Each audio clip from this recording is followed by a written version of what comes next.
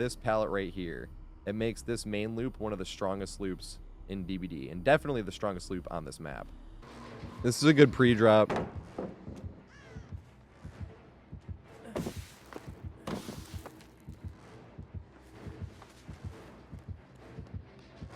Yes! He didn't break it!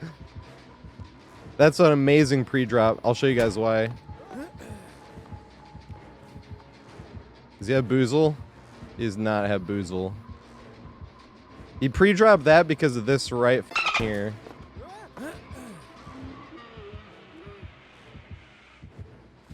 So you can jump that window so much safer. Yay!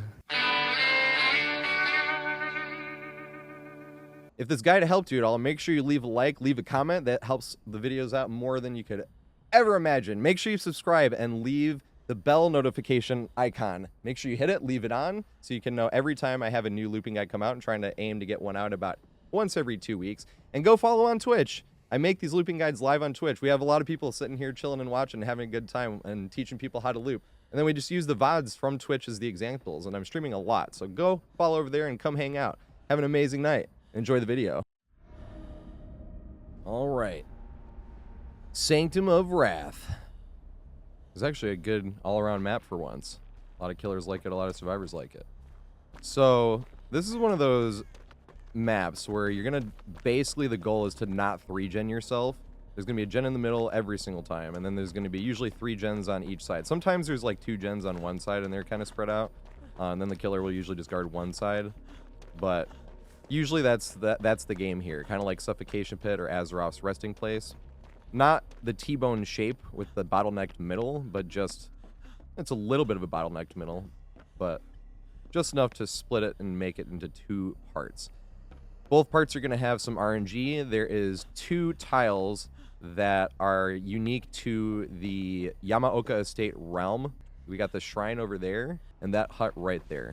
I'm going to go over both of those later. I want to go over the common tiles first. There are consistent tiles besides the middle. The middle has a good loop that can be stronger by the addition of 1 optional pallet that can or cannot spawn. That one right there. Looks like we got it on this one. But it's not the strongest middle in the world. But there is still a decent chunk you can do, especially with this setup we have here. But we'll get to that. First, I want to go over the common tiles. So we're just going to be doing a quick little run through the common tiles, essentially an abbreviated version, because there's a ton of guides already on how to run the common tiles with specific checkpoints. And by checkpoints, it means you get to like here, and before running around the rock, you're stopping to see if the killer's running, instead of doubling back and coming around that way. That's what you call a checkpoint. Places where you would stop and use your camera to look around the corners, since you can use being in third person as an advantage to look around the corners. So that's what they're talking about in checkpoint. So this is a simple pallet gym. This one is just like every other simple pallet gym you're ever going to see. There's only one real way to get value out of it, and it's to pre-drop it and get away, but obviously we want to play more dangerous than that. So usually my favorite camping spot on this, and this one's a bit longer, would be like right here, right? You don't want to be too close camping because you can't see around the wall. And on the other ones, you don't want to be too close while maximizing your distance here, because it's the walls are a bit shorter and you'll be too close to the actual pallet wall, keeping your vision intact. But if you're about right here, you'll see that you'll have a little bit of a head start of the killer coming around the corner, and then you'd want to greet it. And then you can even use this side if you want, which you'd want to greet it as well. But a lot of times what I use lane gyms for is just to misdirect the killer, where I'll sort of like run this way and say he's over there, and then you already ran away. As we were talking about earlier, breaking line of sight.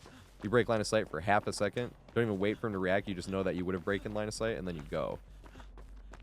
But if you really are determined to get value out of this simple pallet gym, the best way to get value out of it is pre-drop it and sit right here. And then wait for the killer to get about like here-ish, right? And then you vault, and the key is just never panic vault. And then you're sitting right here, watching on the right side, because the killer's not going to be able to go around that way. If the killer goes around that way, he's going to push you this way. And the killer pushes you this way, and then we're doing exactly what we just did before, right? So you don't have to worry about really the other side. It'll be very obvious. You want to keep it in your camera, but you want to sit right here. And you want to wait for the killer to be about like here-ish, right? And he has to be here. You don't want to jump for a red stain. You just got to wait, and then the second he's overcommitting, do it, and then you're sitting here doing the exact same thing. And you just got to be patient on this. Because if you're patient, there's no way the killer will get you. It's forced him to break the pallet.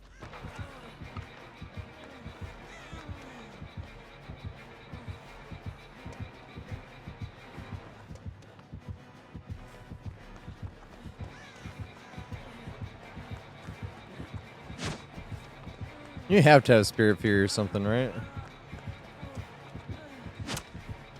It has to be. There's no way he's just that fucking aggressive on pallets.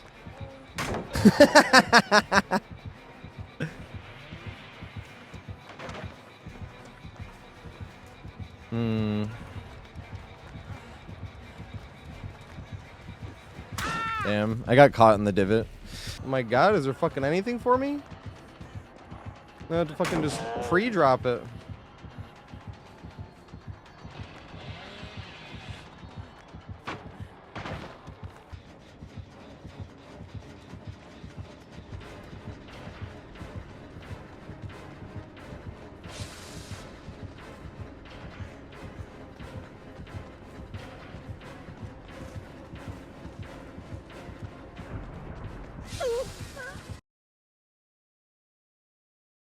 Over here we have the good old standard LT walls.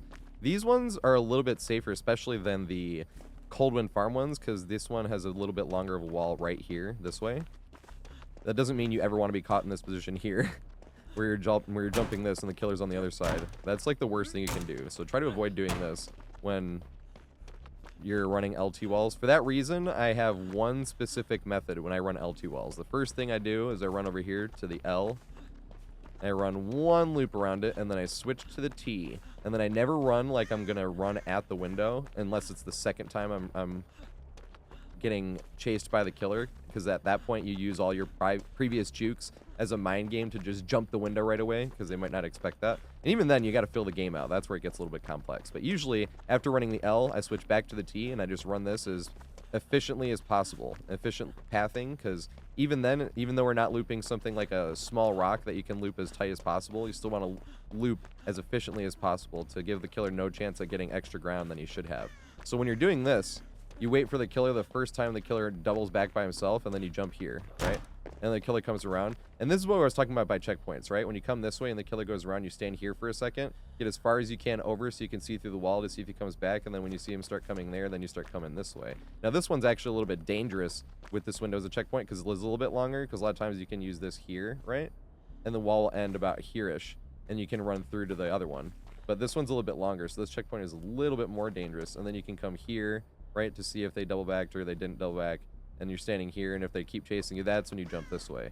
And then you run here, and then you stand for a second to see if they're coming, and then go that way, and then same thing. And that's when you're just running this. If they are chasing you, they're just running this. Because the only 50-50 that running the LT wall this way leaves you is this spot right here. This is the only spot where if you're running this way, right, like say I was coming around and the killer's chasing me this way, and I come here, I can't wait too terribly long here for the killer to show up, or it's going to force this into an actual 50-50 mind game. Much harsher than we wanted to.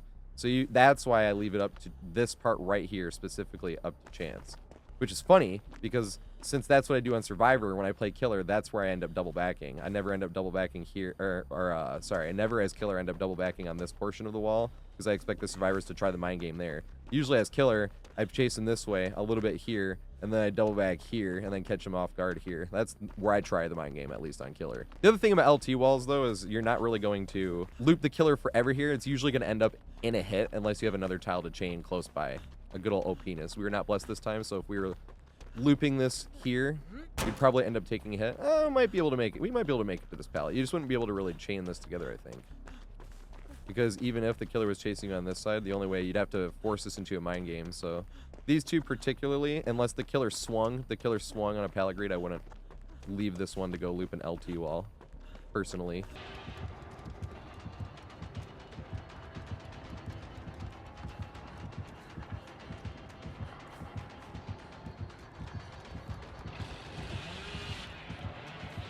Oh, curve. Yes!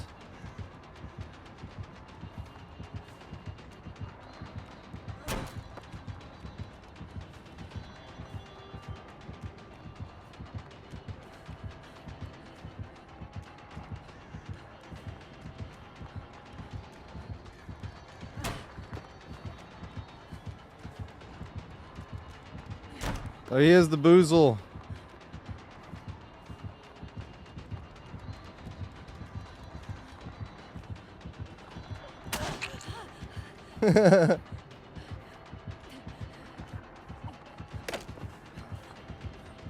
The boozle.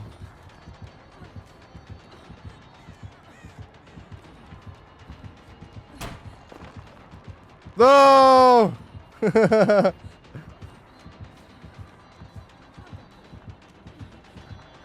Oh, you got me? Then don't throw it. If that was like this rock right here, we'd have a good old penis over here. Instead, we just have an L2 wall that will probably die at.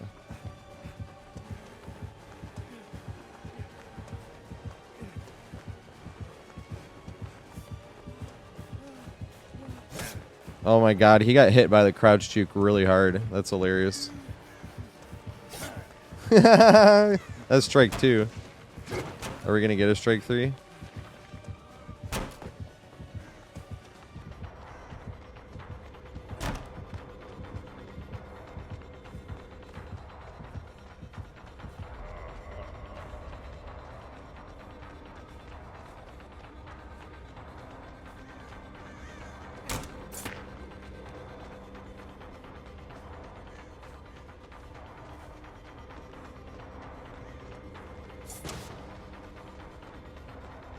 Fuck it.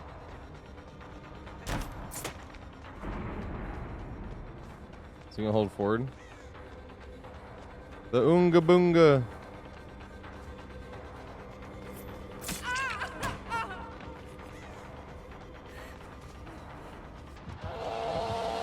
Because that's the thing, I used to like play games off stream and stuff. Streaming's actually helped me a lot. Streaming got me sober. Streaming got me tap dancing again. Streaming is starting to help me work on my problem of eating in front of people. Little bits at a time. I started working on like veggies and berries and stuff, but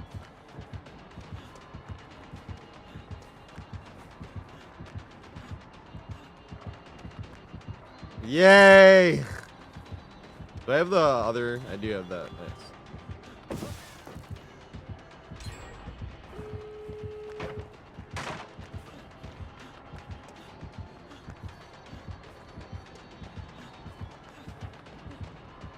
That's what I was worried about. Oh, stutter step. And it's no head. Swing. Damn, they didn't go for it that time. And I'm on death hook. I shouldn't have done this. I shouldn't have did this.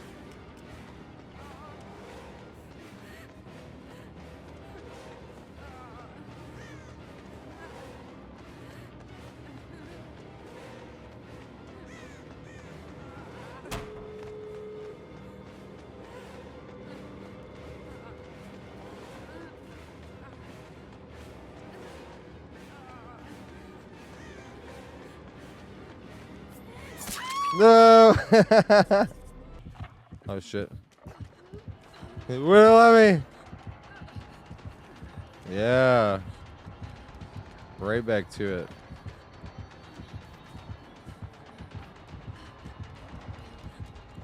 Oh, you got me though.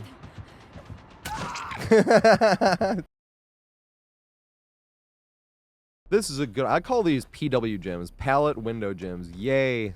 Isn't it great to play a game where there's just so much laid out and science set in stone? So I call these pallet window gyms, and mainly because, get this, there's a pallet in a window. But the difference I call out between this and the other ones, I call the other ones Longwall because it's a much safer window in my opinion. Those gyms are a bit safer than these ones are.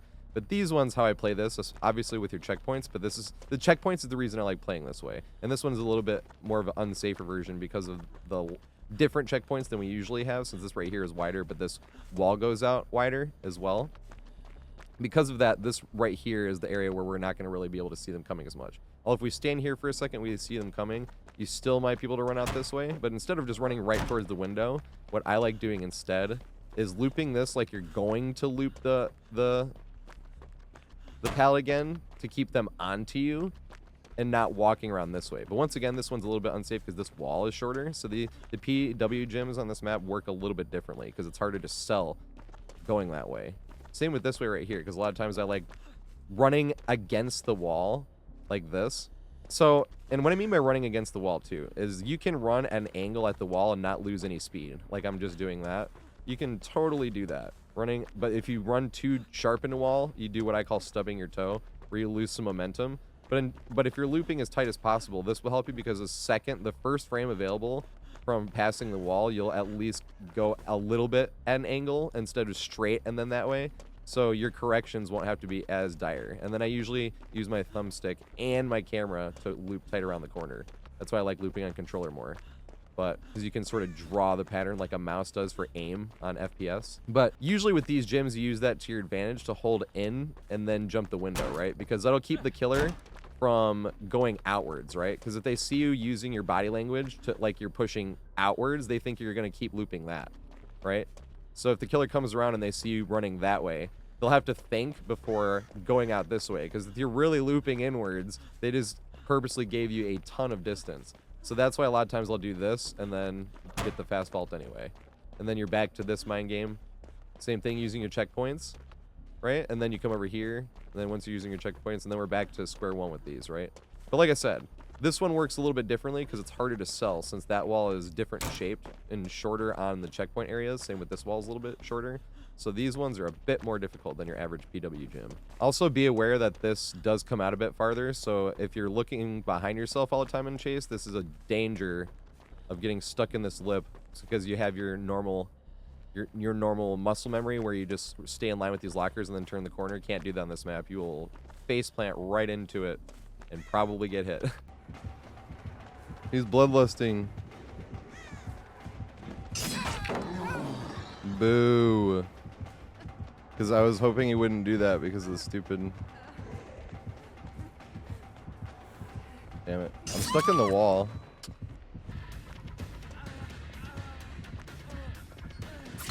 Yes! Strike 3, you're out. Because it's 1, 2, 3 strikes, you're out at the... Okay, I think she missed on purpose, actually.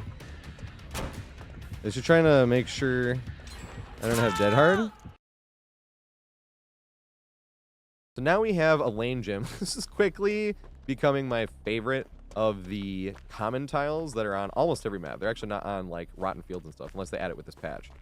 But what I like about this one and this map, if you get it in this position, it's tough because you can't use it to run to another spot, unfortunately. But what I usually like to do with lane gyms specifically is using that pallet to break line of sight and get away from the gym. And there's different variations of lane gym where this wall can go out a bit further. You can actually have that window can be where this wall is instead. Like there's, and you know, or this wall right here can only come out to here and be extremely short. So a lot of times what I like to do with that is if we're coming out this way, right? Say we just got our fast, oh, I didn't get the fast vault. It is possible to get the fast vault here. This is just one of the harder ones to get the fast vault on. All right, well, I just can't get this fast vault right now. But that'll just show you how hard it is to get this fast vault. On this particular layout. You have different layouts where it's much easier, but this one right here is like impossible. I don't want to say impossible just because I can't do it, but basically, like this, you just should not count on the fast vault on this particular version of this gym. I cannot get this fast vault here, but that doesn't mean that somebody that's just better than me can get this fast vault, but I can't get this one, but most of these most of these lane gyms, it is very possible to get the fast vault, and most of the time it's easy. Just that one right there is very particularly hard. But what you'd want to do is if you're running this way and you got the vault and the killer's chasing, that would force the killer to go around that way. And if you run this way and you don't see him coming around, same thing. You'd want to run a little bit wide around that window because a lot of times the killers try to suck you in for a hit on Longwall Gyms in general, not just lane gyms. Be aware of that. You want to run like a little bit of distance around that when you're coming this way if the killer's swinging, because they can swing and hit you if you're looping too tight. And once you're coming over this way and you have what you're calling kiting the killers, like you're holding a kite and running with it, like you have them on a string, you try to kite them this way, and this is where I like breaking the line of sight. Once you have the line of sight broken, that's how I get away from these gyms. Because a lot of times the killer will try some mind game and swing in or do some crazy stuff, and you can just run away from it. Now, the interesting thing about these gyms as well is if this is pre-dropped when you get over here, which significantly does happen because killers don't like kicking that particular pallet, this would be the loop you'd want to run. Obviously, you have a blind spot right here, so you'd want to wait for your checkpoints to see which way is coming. And then if they're pushing you this way, same thing, and then you just jump this way. Because the killer has to run around that wall, and that would be the loop that you run. And it does work this way as well, if he's pushing you this way, and then you come and you jump. And the killer's coming around, they either have to run around that way, or they're going to push you this way, in that which case you would just stand here.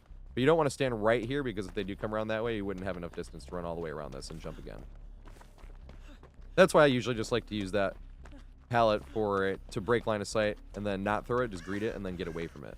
But the good pathing that you'd really want, say, would be, say you were running this way, and then the killer greets it, or respects, and then once you had ran past this, like if this pallet wasn't down, then you run around and you jump the window. That's how you'd reset. Same thing if you're running this way, and say you greeted it and the killer respected it, you'd run this way and jump this way. And by greeting it, say it wasn't down, like say killer is jumping this way and you wanted to actually run it and not just mind game and run away.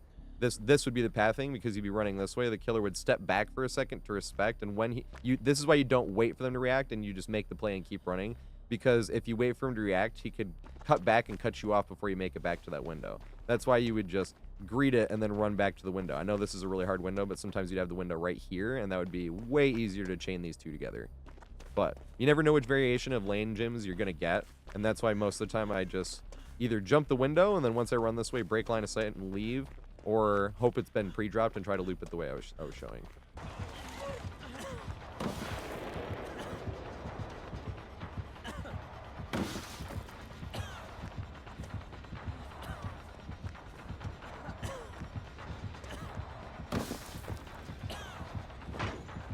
I was like, that's not what you want to do.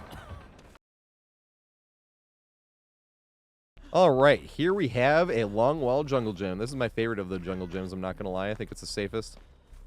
Make most use of your checkpoints, because once again, this is just like an OPeness in a jungle gym, because you get to loop this way, and you want to wait, because a lot of times killer will know you're running for that window, so you want to wait for the right opportunity. They're going to try to be cutting you off, but if you have them and they chase you around that way, easiest vault in the world. You can go around that way. Once again, run a little bit wide so they don't hit you. Sometimes they'll try to vault. If they vault, once again, you want to be running it this way. You don't want to run around this way, right? You don't want to, like, if he vaults and you come around, you don't want to run this way, because that's running the wrong way. Because if you're running it this way, that forces you into one of these weird scenarios, which can be beneficial sometimes, but it's just like one of those times where it's almost better to greet it. And if they greet it and he doubles back, you want to run back this way, because you don't want to cut back towards him and run towards the pallet. That's why I don't like it, because if he doesn't even greet hard enough, and you did get enough distance, it's going to force you into another situation here where you try to mind game it. Although if you double back there, then you could reset and run it back to this way, right? But these ones have a little bit extra long walls as well, so it complicates your checkpoints a bit on which way to run. And the way it is as well, it's hard to act like you're cutting around this way and then jump it again. Because if he commits hard in, you might get hit anyway. You can do that. It is possible. It's just with the way this is set up with the length of the walls, it's hard to sell it. And even if you did, you might sacrifice too much of a distance that he could just turn around and hit you anyway, even if you got the running vault. But that is my favorite of the common tiles. Shit.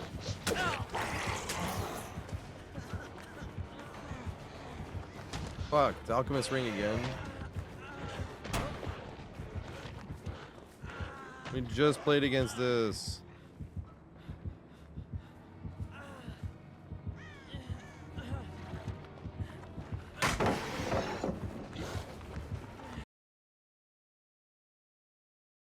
So now this one I call the Ormond tile, and the other one came after, and it has that similar layout. That's why I call that one the new Ormond tile. But then the other one I call the Yama tile, just to be able to differentiate the two, because I didn't want to have like a weird Ormond tile, and a new Ormond tile. And same if I went for Yama. I didn't want to have the Yama tile, the new Yama tile, and the weird Yama tile. So we got the Ormond Gym, the new Ormond Gym, and the Yama tile.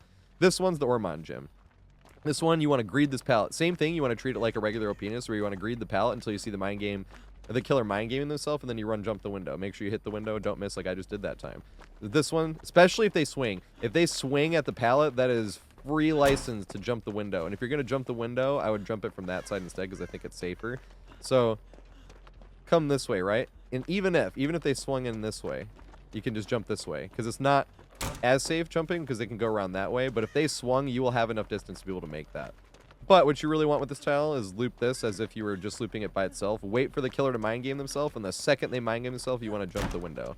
That being said, I do think it's better to loop it this way if you have your opportunity, like, and you're running up to the tile, you want to run around it this way. So if you're running up to this tile, you don't want to come this way and then loop this way, because that makes that window less safe and more dependent on them swinging and missing or mind gaming themselves once you got to here, and then mind gaming themselves and you room that way, as opposed to if you're running it this way, once again looping as tight as possible. This is a much safer vault, because the killer is either have to go around that way, which you're closer to the pallet then, or they go around that way and gives you even more distance, which once again puts you closer to the pallet. You have the strong one. No! Yay!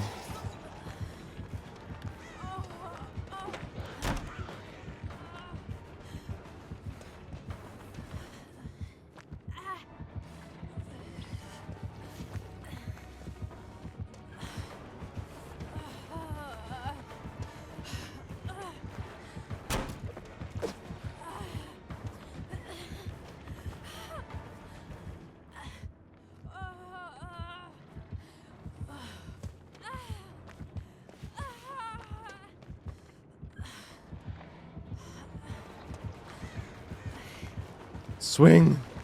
I guess not. I didn't want to get rid of it,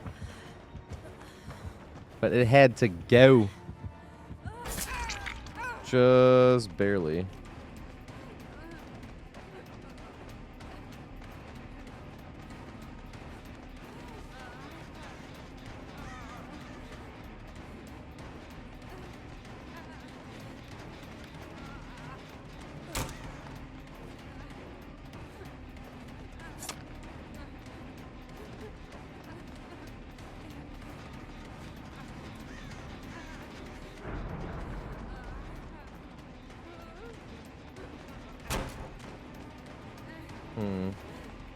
We got one more vault here.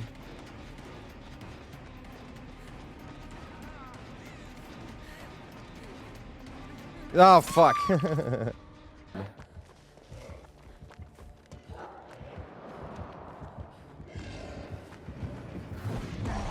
was lucky.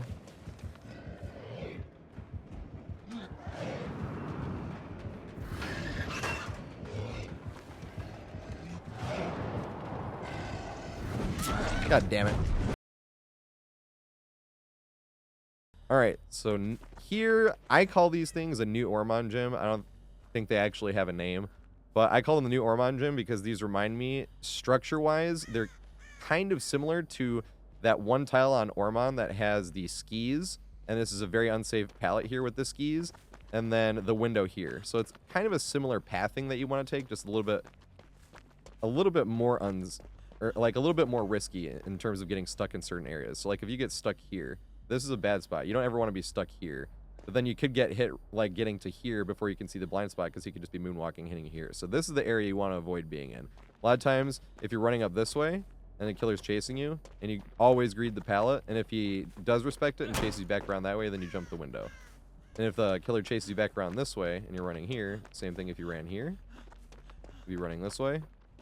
And say you greeted the pallet again, and then jump this. The one dangerous thing about running this way, as opposed to running the other way, is if you're running this way, and you get pushed around here, and wait for the killer to be coming this way, even if they are coming this way, if the killer's right here, this isn't the strongest mind game you can have. And it's going to force you into a 50-50, where you're trying to juke or do something interesting like that.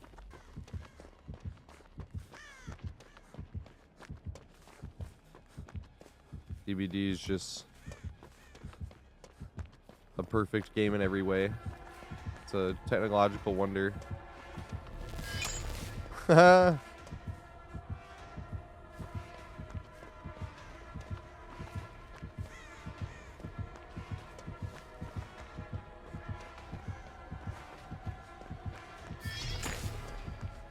just want to stay here, actually. Fuck it.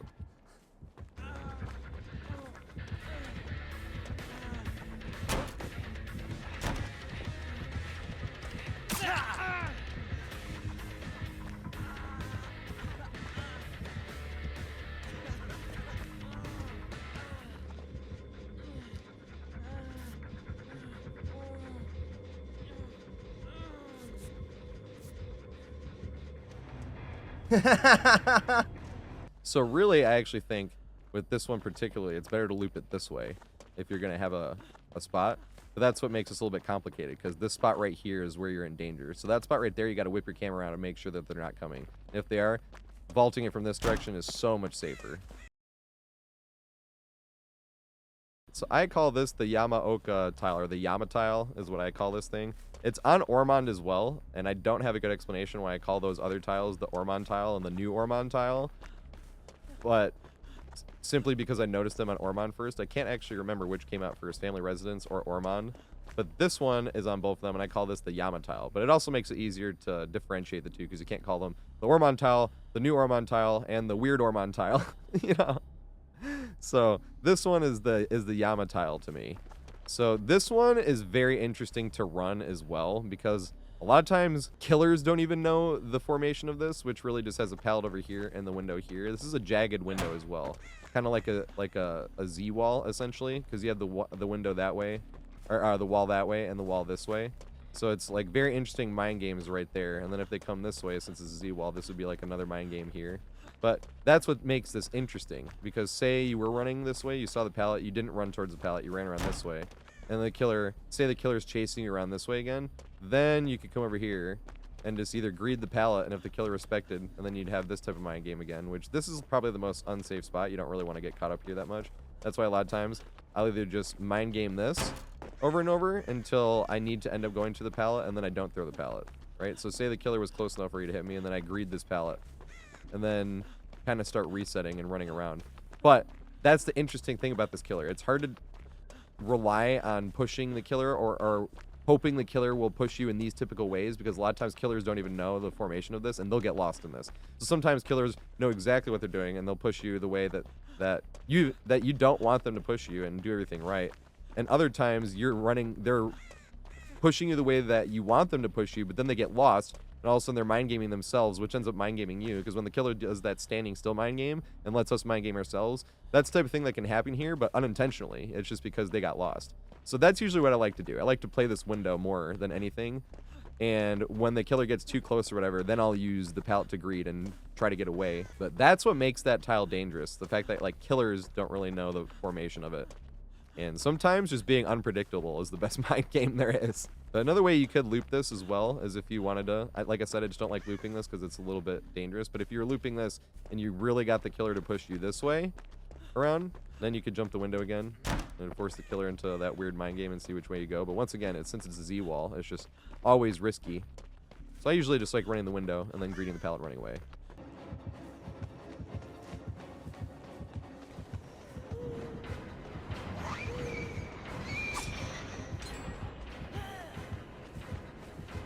Is that 2 blinks or 1?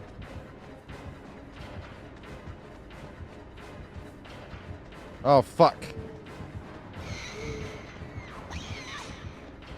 This is a very confusing tile for a survivor, let alone a nurse.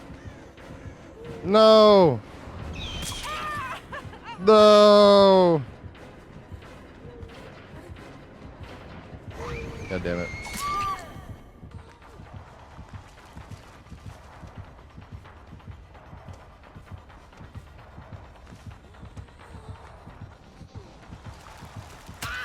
Damn it.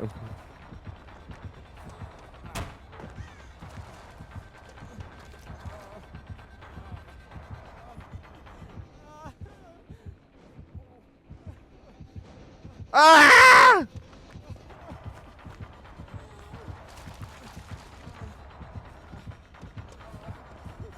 Damn.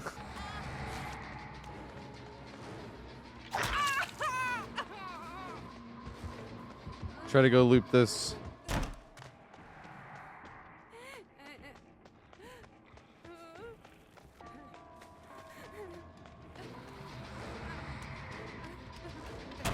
Dang it. What? I've never...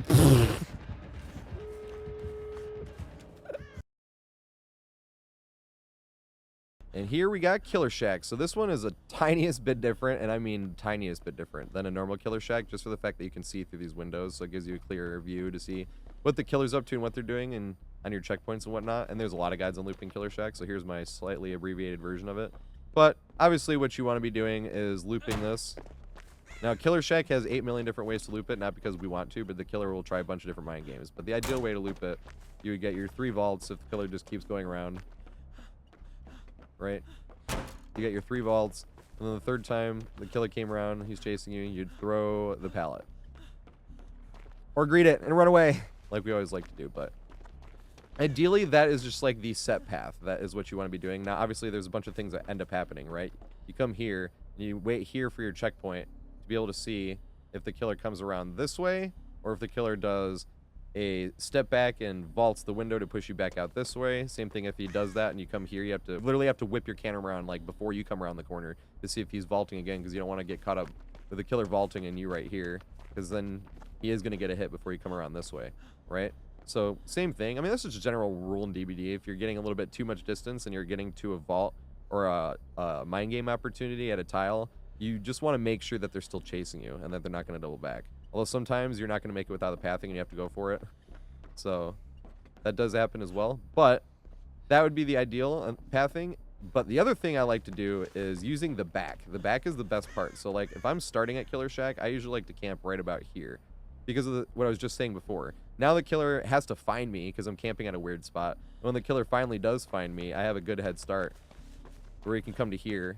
Also, be aware of this right here, this mind game right here. I usually run shack a little bit wide, and then if they're in, I will jump it, and if they don't come in, I usually just run, because there's a mind game that killers will do where they act like they're coming out here, and then they'll stand here for a second and then come back in. And if you run it a little bit wide, it gives you a second to react to that, and then if they do that, you are already holding forward and you can reset back around to the back. So the reason I run it that way and I run to the back and I run it a little bit wide is because of that exact mind game. Now, the danger of running it a little bit wide is running it too wide and missing the window. I've done that a few times, unfortunately.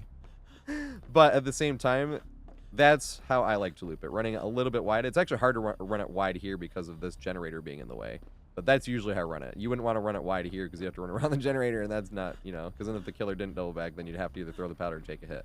Also, with this scenario right here, if you get here, you can greet it and then make it around. And then you can go here, and you can either jump that, but I usually like to greet it again because it's funny. But the one place you don't like to be getting pushed is inwards this way, because this is the hardest part about the mind game, because the killers stand right there, basically, and without holding forward or committing. And if you jump it, the killer can just double back, and they're going to be close enough to you for you to not make it all the way around again.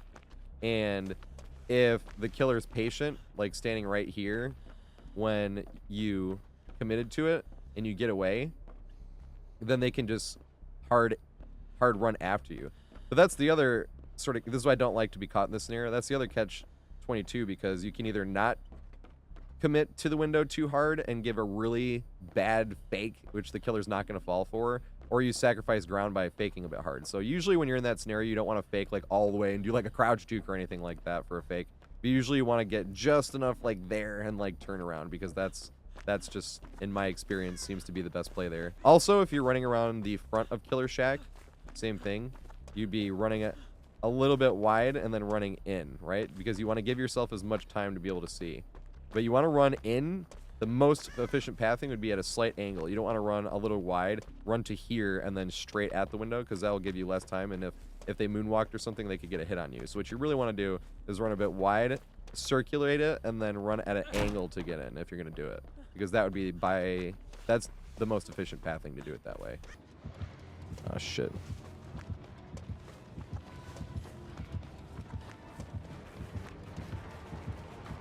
Oh, why am I not being on top of this? Damn. I'm not looping smart.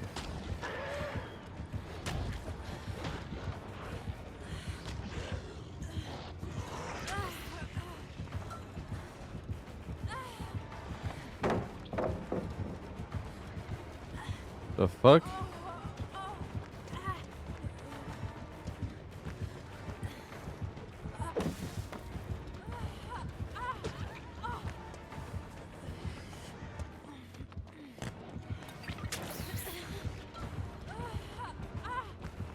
That's a good point. I could see that.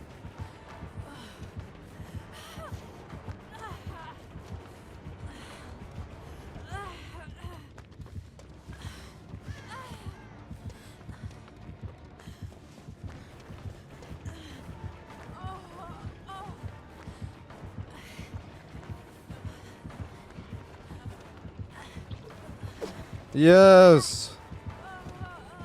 I'm gonna get a hit here, though. I think he has the lusty blood. No.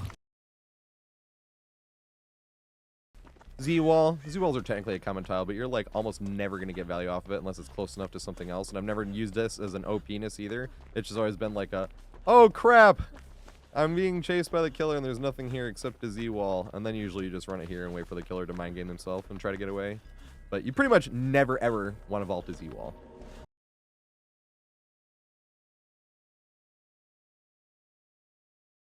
So now let's get into the Yamaoka Estate common tiles. So first, before I go over anything, I want to do the simple part first. The rocks. Greed the F out of these rocks. Don't throw the pallet. It's hilarious how many loops you can get out of these rocks by not throwing the pallet. And here's the thing. I know I make it sound easy. Greed the pallet. They always respect it. And I know a lot of times people get scared of, and they'll just panic throw the pallet. Here is the comforting thought that will keep you not throwing the pallet, right? Number one, if you get hit, The pallet is still there. And especially if you're injured. Don't ever throw pallets if you're injured unless certain scenarios arise. Say like, you know, 2 teammates are down already and are slugged and you're getting chased and you're full health. Okay, you need to get away. And then might be that time to, you know, relieve some pressure. At the same time, that's why you want to greed these. And if you get hit and go down, the comforting thought and why greeding pallets is so addictive is if you were not on death hook, obviously it wasn't the end of your game and it will still be there. So greeding the pallet is sort of a win-win. You either get another loop out of it, looping as tight as possible, obviously, by running towards the wall, but not too tight where you're stubbing your toe. But also, if you go down, the pallet is still there. You've saved the pallet for later. So it's literally a win-win to greed the pallet, unless you're on death hook. So this one is a little bit bigger of one. This is a better one against Huntress or Trickster or Slinger because it has the tree. You would obviously want to loop this side. But a lot of times against like an M1 killer, you'd loop this side first until they caught up a little bit.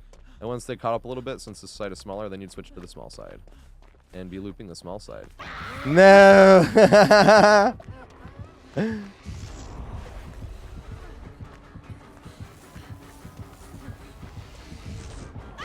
I tried to go the other way. It didn't work.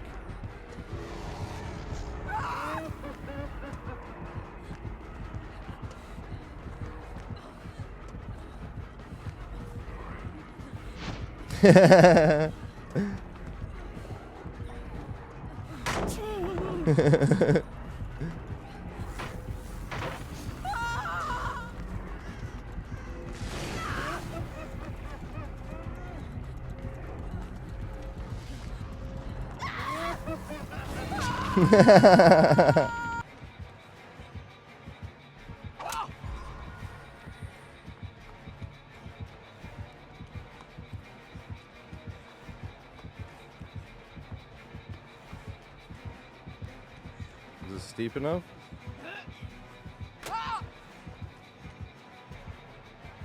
I'm trying to respond to a comment on YouTube. Have a good night, Foxford.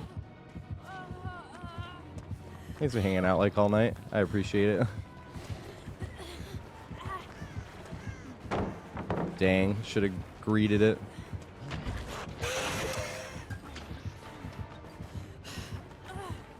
Oh no, I fucked up.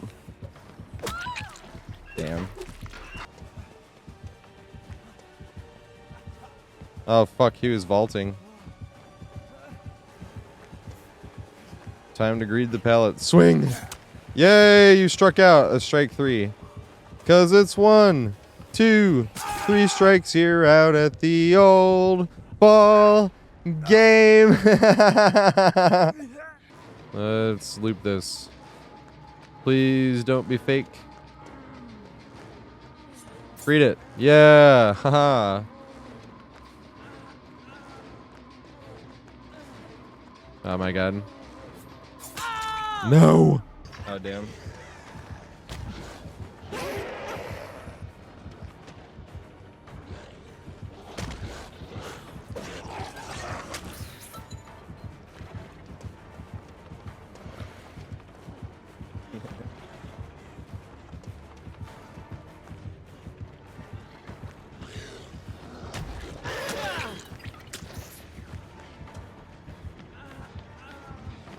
Yeah, look at that. He's using the strongest add-on on all blade.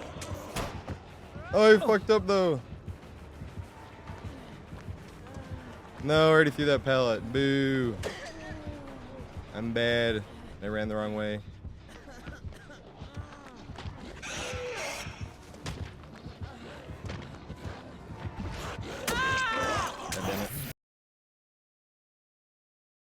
There's a few different variations of the rocks. Some are safer than others. This one is a bit more unsafe, especially against a smaller killer like, you know, Ghostface. If he could crouch or something and it appear, he could break line of sight and make it really hard over here.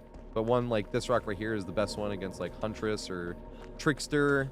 Trickster is a bit hard to see over, but Slinger or Huntress can't really use their power much on this one because it's a little bit too unsafe, and their 110 gives you a little bit extra distance for you to be able to react to them. And you want to be able to react to them by walking into the wall. It's funny because sometimes you're playing killer and say you're on the other one where you can see them over, and sometimes I look like I'm shaking my head or BMing the killer, but I'm actually not. I'm trying to keep my momentum moving, because if you stop, it takes you longer to get back to a sprint speed. Wow, I would be screwed here with this pallet in the way because that actually just stopped me. But if you keep your momentum moving, you can react faster. And you don't want to be sitting here doing this, get caught doing this type of turn, because that makes you turn a bit wide, right? You want to turn the corners like this, running into the corner, as opposed to doing one of these numbers around, because the killer will gain on you. So that's why I usually like to keep moving into the rock a little bit, even if it's a rock over and it makes me look like I'm shaking my head. Oh! I'm greed now. He cannot throw pallet. Yay! Made it easier. Oh my god, we have a serious... Oh, it's not an OPeness. Nice. Come over here, though. Force her to M1. Ah! Yes!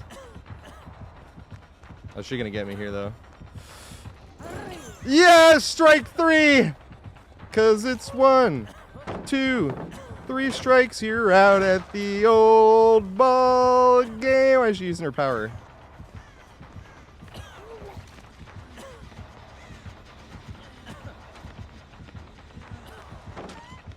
Will not jump the window so that they can not get infected on drugs.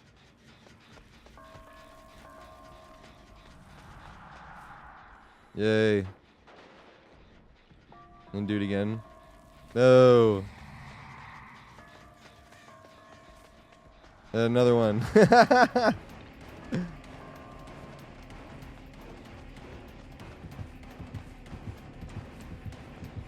Dang. Yes! Swing again, please. No!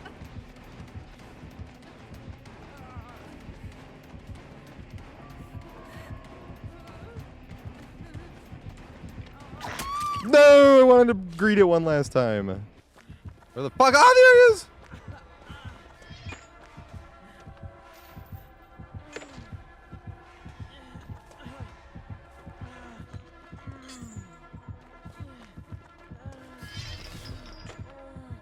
So I've been doing a lot of tests with all with force penance because, like, you know, running force rounds is a lot of fun. Yeah. That's how the Chads do it. So I run more like your first like force penance on like Slinger. It's like, hey, if you want to like actually take the hit for your teammate, I'll take it. You get me? Damn. No, you ain't gonna hit me.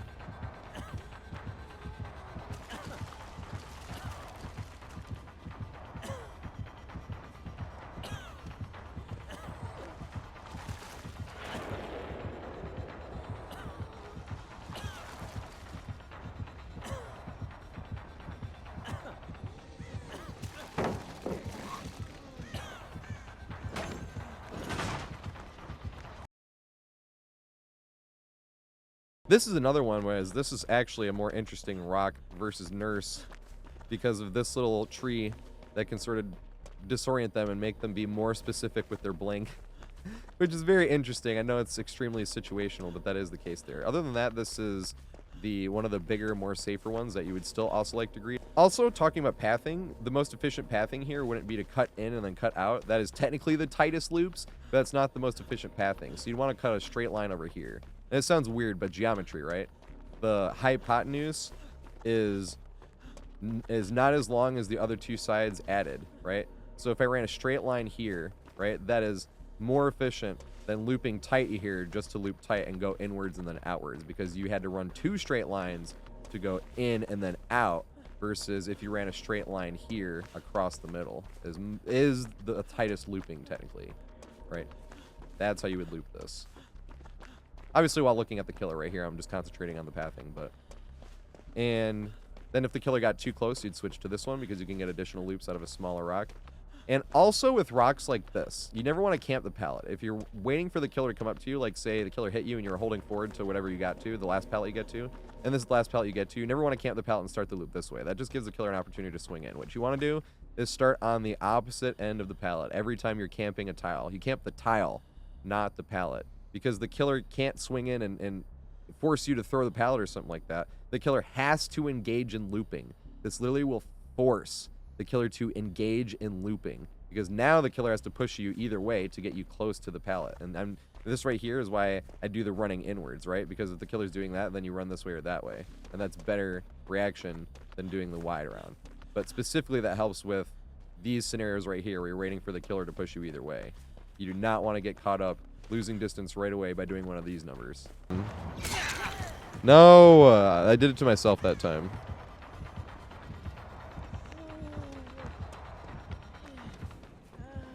This is a nice tile versus nurse. Because of that tree involved, that tree is really going to help.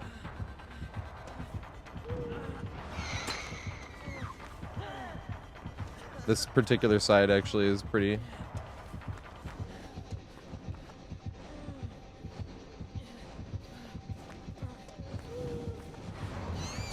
The tree!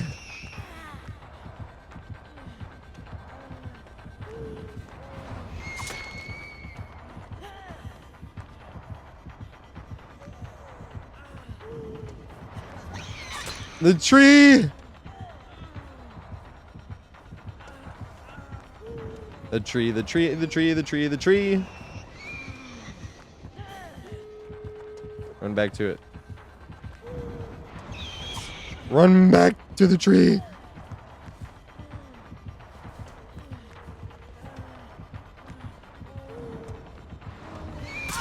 No, the tree. I want to greed this pallet over and over. It's like the most unsafe pallet ever. The fuck? Okay. I do not know what Jill's doing. Damn, good shit. Oh, it was so close. It just barely got hit by it.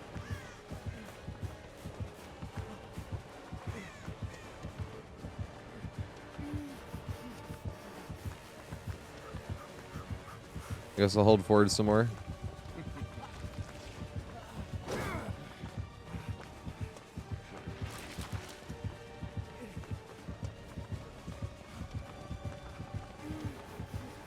No! He didn't get hit by it. I'm fucked here. I should have thrown that down. Swing! Yes!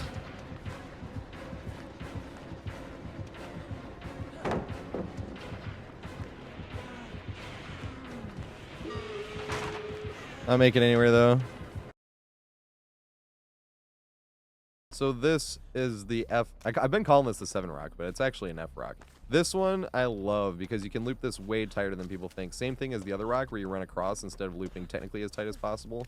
What I like about it is it's much bigger than people think. Obviously against a projectile killer this rock sucks and you loop the other one instead.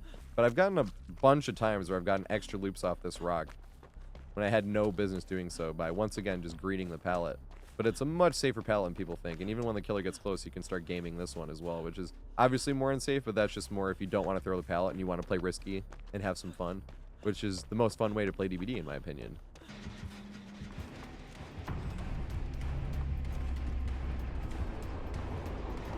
Oh god, what the fuck?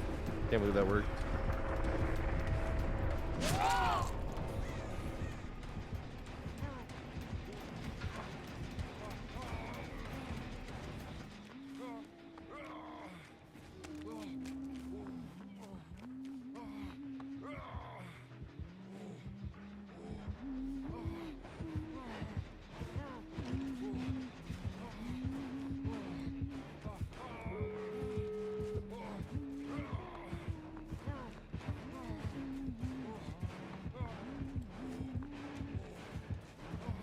I love that you can see her little horns poking over there. How am I not in a chase yet?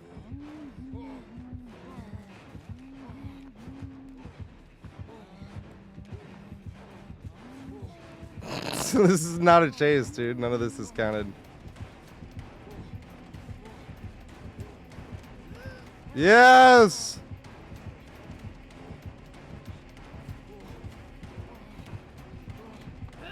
Yes!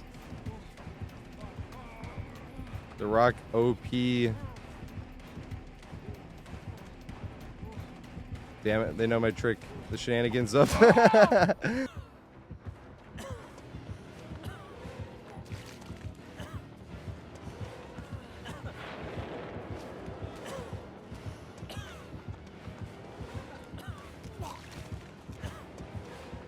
She's not quite looping tight enough. She'll get bloodlust though. And maybe I can greet it. Swing! No! Should have swung there. Yes! Oh boo, I fucked up.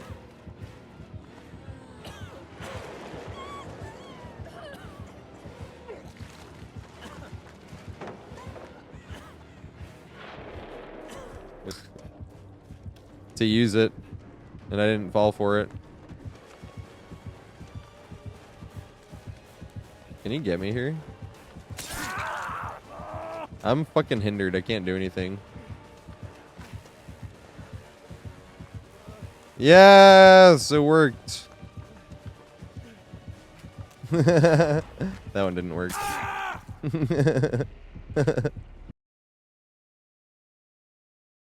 So the reason that you want to get addicted to greeting tiles and it gets really addicting, you end up becoming afraid of even throwing pallets in the first place. Because you'll end up throwing a pallet, and then something will happen where the killer will respect it and just run around and hit you. So that is another thing that just makes greeting pallets a win-win. Is a lot of times you'll drop the pallet and regret it. So might as well, if you're going to go down, might as well go down saving the pallet. Also, if you do throw a pallet, even if you got the pallet stun, if you got a pallet stun at a rock like this, you'd want to use the distance to get away. But a lot of other tiles, if they're safer and you get a pallet stun, if you run right away, the killer's like, well, this is such an unsafe tile anyway that I'm just going to chase them and not break the pallet. And then you end up taking a hit. So if you throw a pallet, unless it's an unsafe tile, even if you get the stun in an unsafe tile, then immediately run. But if you throw the pallet most of the time, stay running away to get some distance, but don't hard commit so far that they can just not break the tile and get you. Because a lot of killers will fake breaking the tile, so you don't want to run too far away. You're going to run, throw it, and then do like this, so you can still at least get back to it if they decide to not break it. Really, really suck with no mither. And you get tunneled a lot more. You get tunneled a lot with no mither.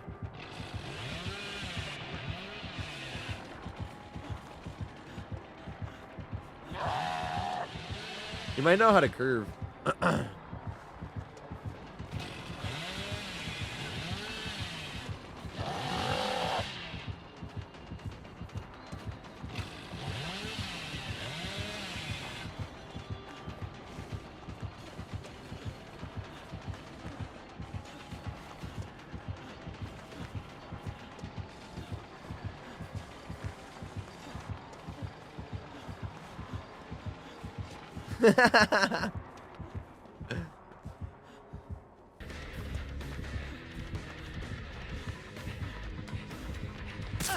Dang, they were not close enough to even slightly go for a fake.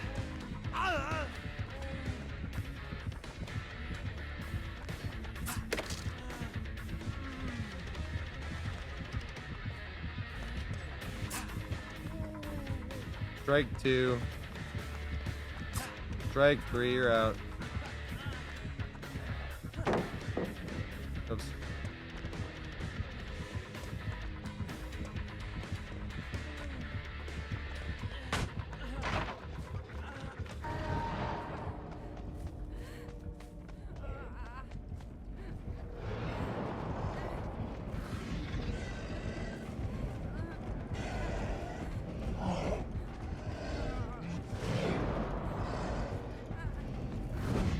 Yes!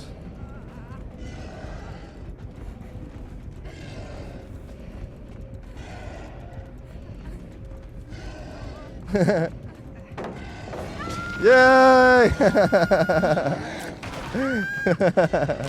Quarantine. Alright, how many times can we greet the pallet? Swing! Yay! Here's number 1. Can we get a strikeout? Get another loop around. Swing again. Alright, that's 2 strikes. Yeah! 3 strikes. You're out.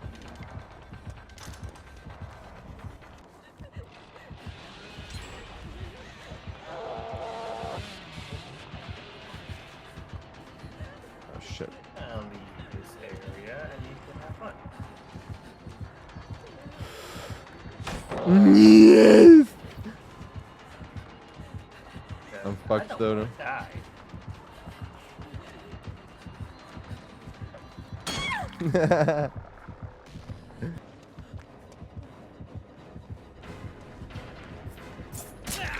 God damn it.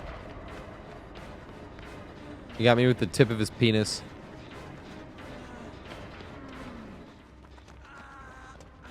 Oh, fuck. I'm actually getting chased.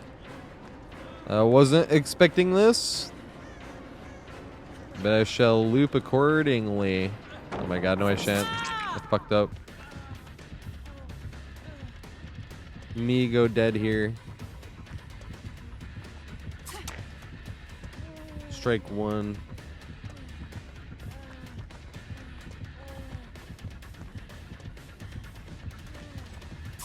Strike two.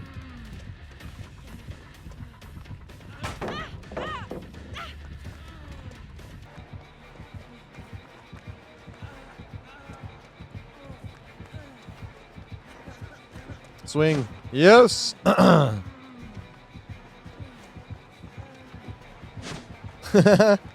You must have Spirit Fury or something, don't you?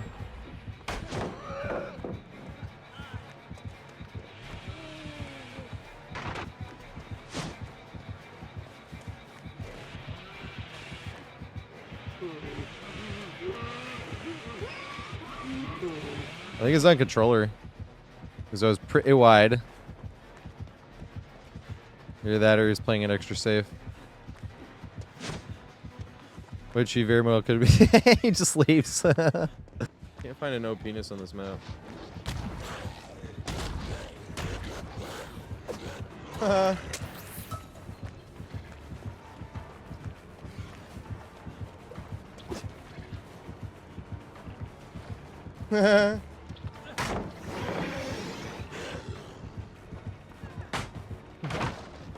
Time.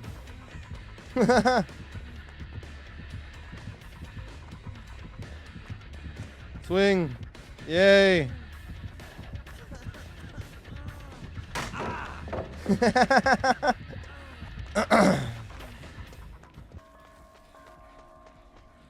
Damn.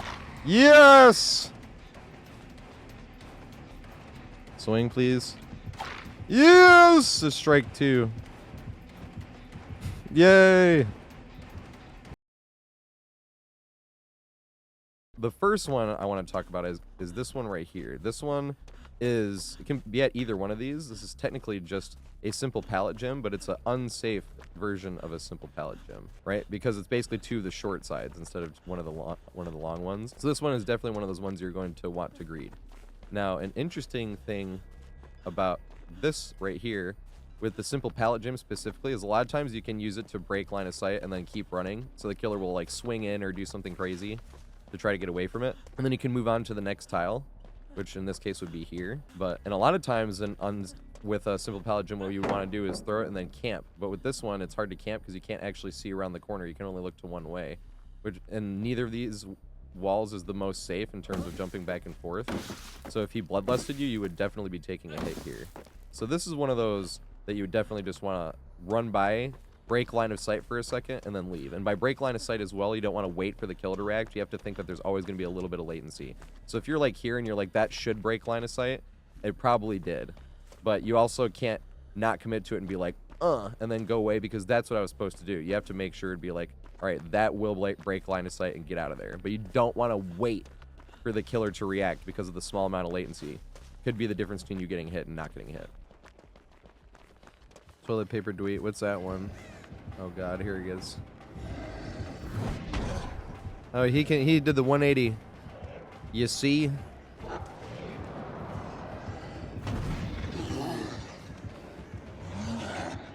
Skill.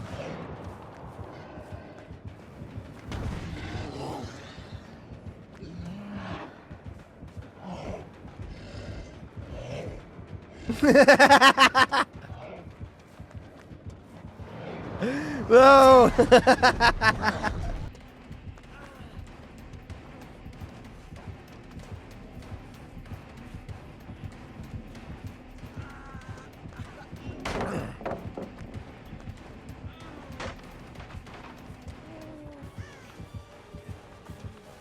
All right, here we go.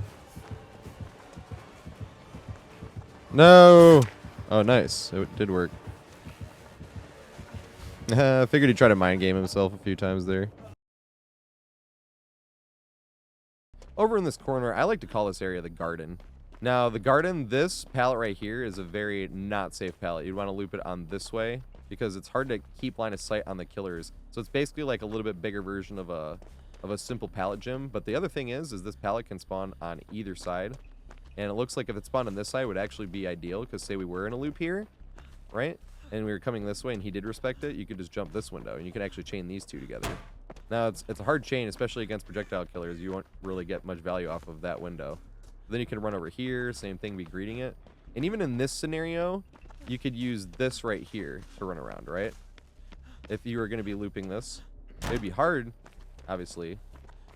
But this little wall by itself is not strong at all. So what you'd want to do is doing this, obviously, and hope the killer would push you that way and then jump. But at the same time, it's very unsafe because you go one way or the other.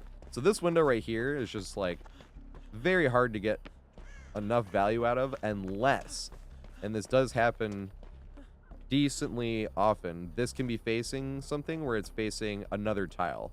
So you can have like a rock tile with a pallet on the other side of it into the window, and then you could do something like, say this had a rock tile here, and you're like looping the killer around, greeting the pallet and stuff, and then you just jump it, wait for the killer to see which way they push you using your checkpoints. Killer pushed me around this way, and then I'd be looping this tile again, right? Greeting the pallet, doing my thing, waiting for the killer because the killer knows I'm going to be doing it. So even if you're like this close to it, a lot of times the killer will cut back to it and try to beat you there.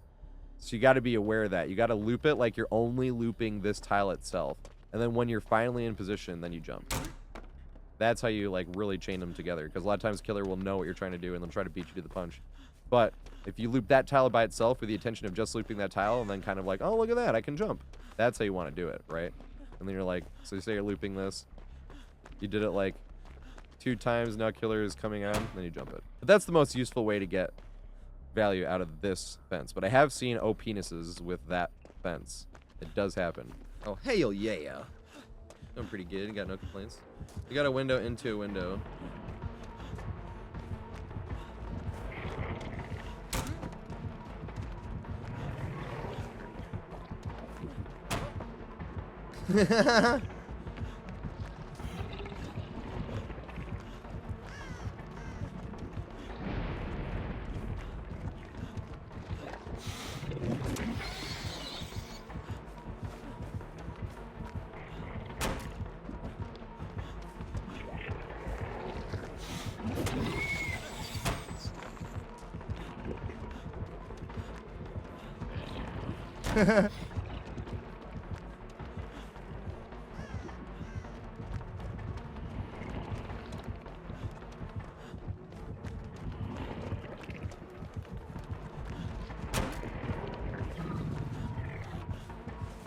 Got the good old.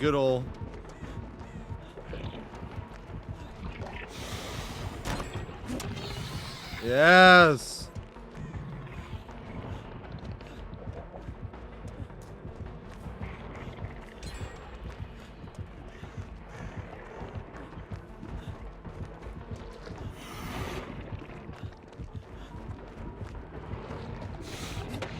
No. Good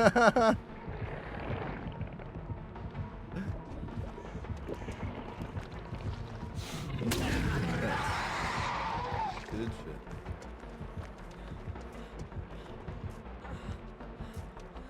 The window into the window, dude. If you could see it at least, if you were in position to. All my channel, well not all my, a lot of my channel points are tap dance related, but it's like real tap dance. I'll put on tap shoes and literally like go tap dance for you. Or teach you a step or whichever your channel point.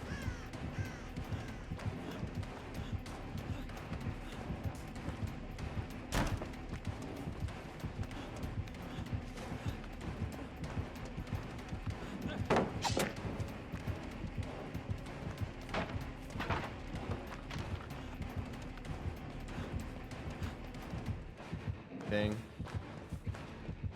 Can't run that. I saw the trap there at the last second. And the bucket.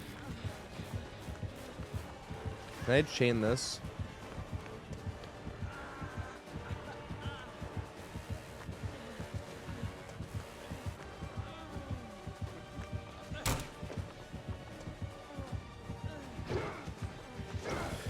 Oh, good shit.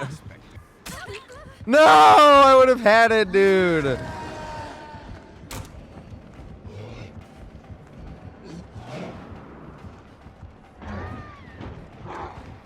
This is bad. All right. So this is one of the two very strong tiles. It's not the strongest. It's just one of the stronger Yamaoka Estate tiles. It's going to be on this one and Family Residence.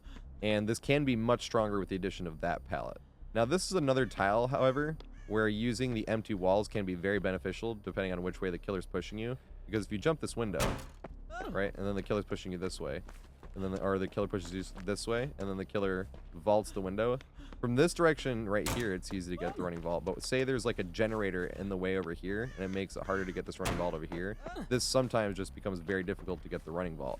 So what you end up having to do is use different sides to get your angle. So you run this way, right, and see if you can kite the killer around that way, and make him go around that way. And then you'd run around here, which would force you back into this mind game, that 50-50, and then same thing. If you got any distance, then you'd reset.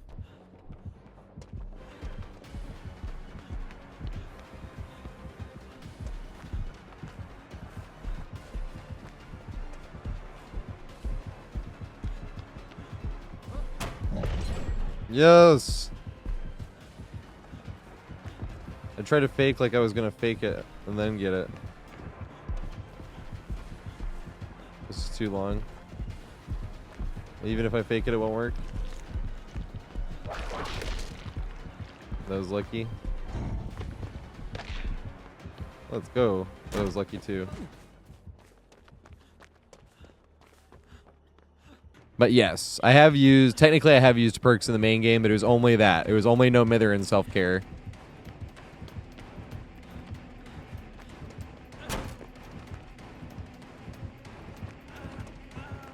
Yes.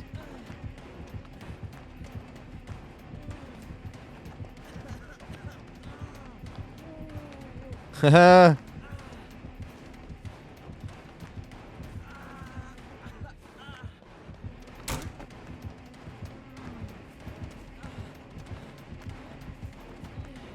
Gonna make it.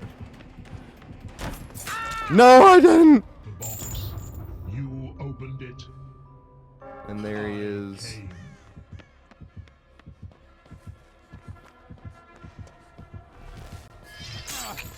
God damn it. Luckily I have a fucking pallet here. No. I can't run that way. No, I was gonna run to main, but they don't have her off hook yet. So I have to not go towards main. That's sad. This by itself, I call this the hut, but this by itself is not the strongest of windows. It's just, and especially since you can only vault it from one side. But if you get it here with this pallet, because there is an optional pallet that you can get right here, it is a great way to chain against the killer. Now, how you'd be looping this is if you're looping here, right? Because this way is easier to loop in terms of greeting the pallet. And then say the killer comes around and chases you that way, then you jump the window. And then say the killer comes around this way and he's chasing you this way. Run back to this. And now we're back to here. Now, how you really want the killer to be chasing you around this way so you can vault it from this angle. Because if you're running around this way, it's much harder. If you end up running here and the killer's chasing you, this 50-50 is much more unsafe because the killer can just go around or just hit you. It just forces it into a more blatant 50-50 opportunity, as opposed to if you can use these two rocks to turn the killer the way you want to go, right? So say the killer knows that you want to loop it this way because you've been looping these stairs like this. And then once the killer finally committed around the stairs, you jump the window, right? But say he knows that, so now he's pushing you back this way. Or sorry, now he's pushing you back this way instead to force the 50-50. That's when you come back to this rock and start this mind game again. Because even then, right, if you're running this way still could technically be like the wrong direction. But, or you could just come out here, right, and come here the second he mind gamed himself. You know, because if you're running this way is good as well with this rock. You can run this way, right? And then get to the same spot again and jump the window. So this tile can just give killers a lot of issues. And that being said as well, also, if you're getting turned around, you can use something like this as well. I know it's a blank spot with no pallet, but you can use something like this if the killer's trying all these different mind games to push you different ways. You can still use that corner as well to sort of turn the killer the way you want to turn the killer.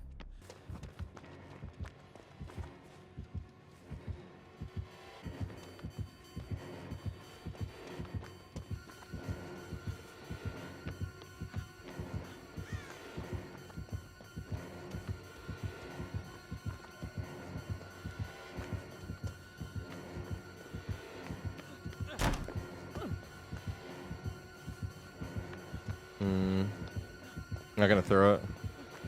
Nope.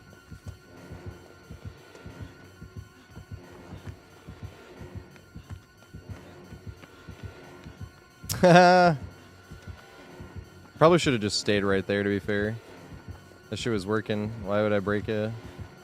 Why would I fix it? Oh, yeah, I'll go back.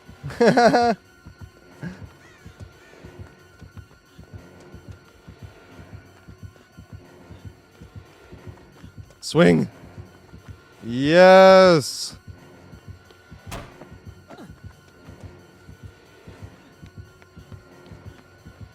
Swing. Is it fucking tombstone? God damn, I should have thrown it. Yes, the fucking unbreakable.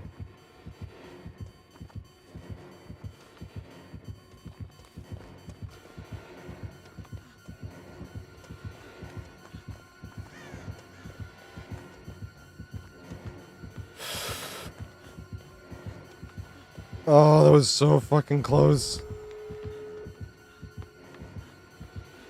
Good shit, Becky. I'm definitely dead. I'm dead to Tombstone or Rancor. Oh, shit. I was hoping I'd get the slam there.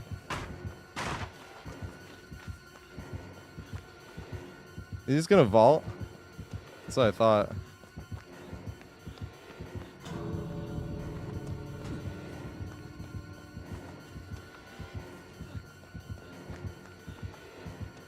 Vault again.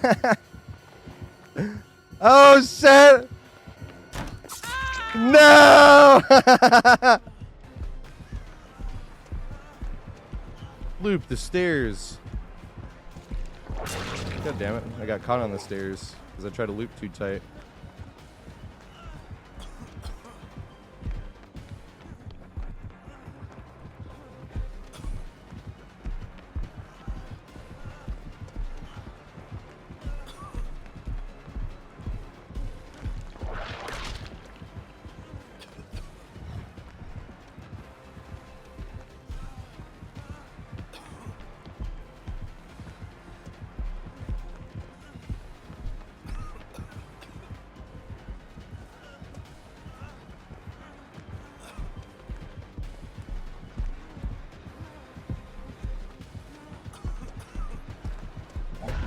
No! Damn it. Or something along the lines of.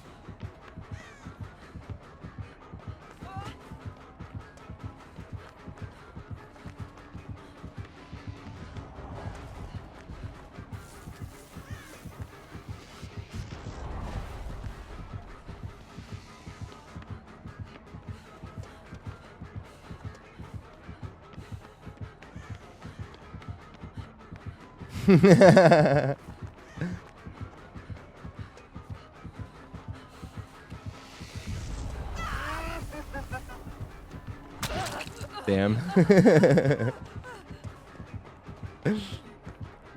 Oh fuck, I'm bad at this tile.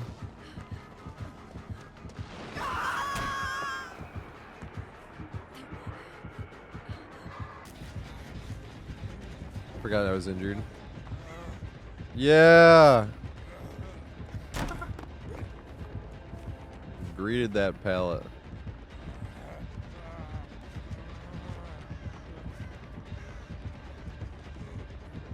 I agree with a good bit.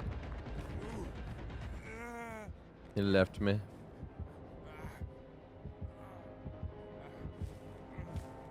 Like Some tiles are down, but for the most part, I left up some.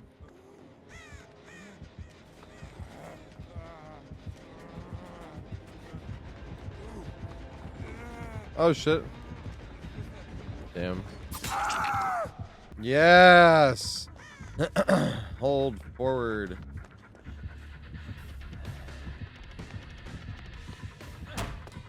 God damn it.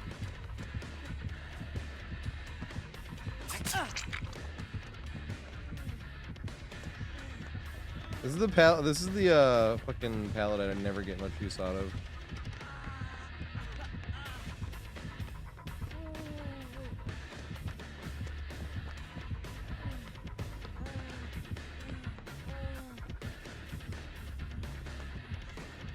Alright, well I got some use that time. And that worm hit him with a crouch juke. Yes! I have to loop this actually. I didn't want to, but you know, put down power. Yay! That's why I'm saying him again.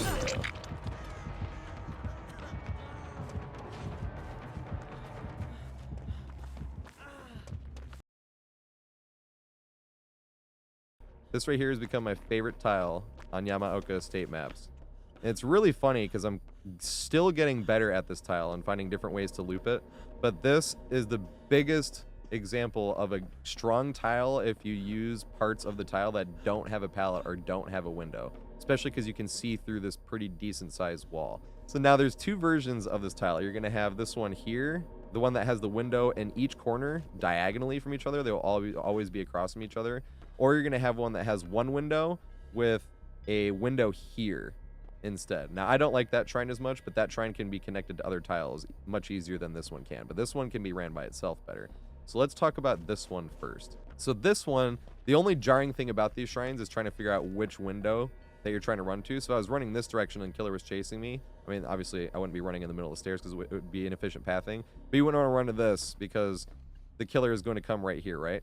But that's why you want to use that wall for things, because even if, right, say I had a head start and I'm running over here and the Killer's coming this way, you wait for the Killer to push this way and you can see through the wall to see if the Killer mind games or not, right? You can see which way the Killer pushes you. So, but say the Killer was just running around this way, that's when we would jump this. And then the Killer, say he pushes us around this way, a long way, and we're just running up over here. You do the same thing. You run it this way. So if the Killer pushes you around this way, same thing. You'd run through here and start coming here to see which way that the Killer would push you. You can even fake the window here, or you can even jump the window because it's pretty safe. Like, that is a pretty long wall. You can jump the window here, even.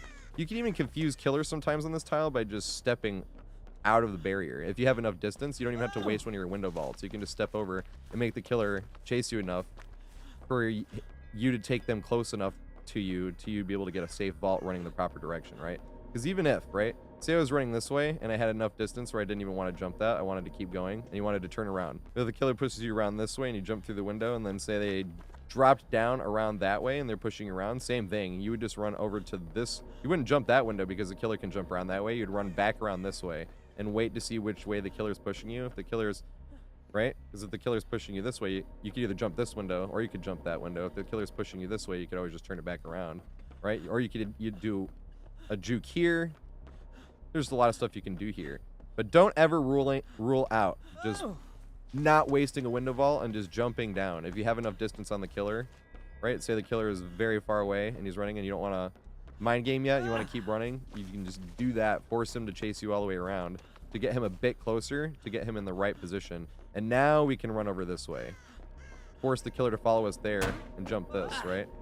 Same thing, say the Killer for some reason went that way and pushed us around. Then we would just run over to this one. But we could see if the Killer was going to double back. That's why I like being able to see through this wall right there. And then you can come this way. No, it's not. Where the fuck is he?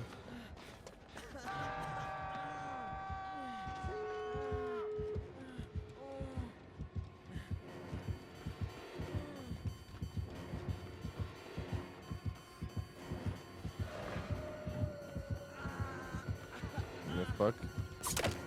Yes! Why is there like no windows here?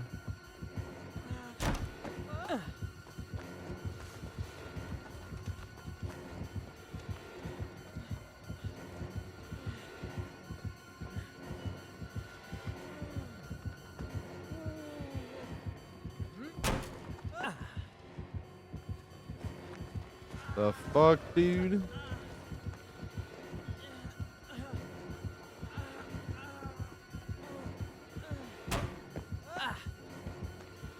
I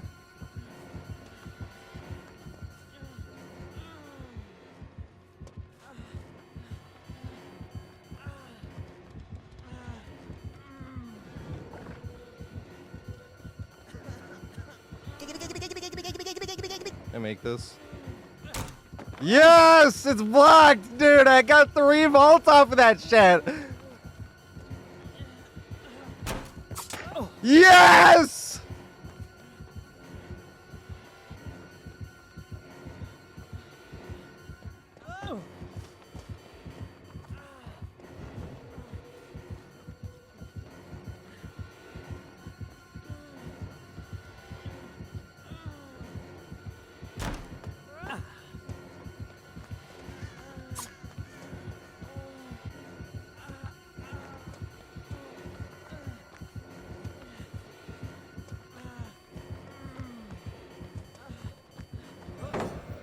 No.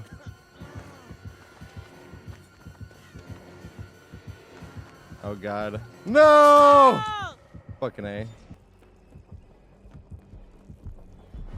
No way!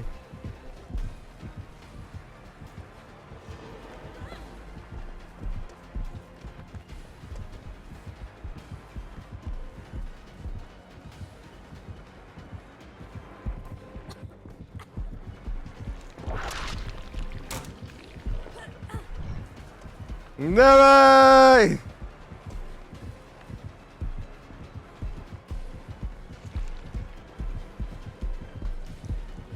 Boo. Nemi.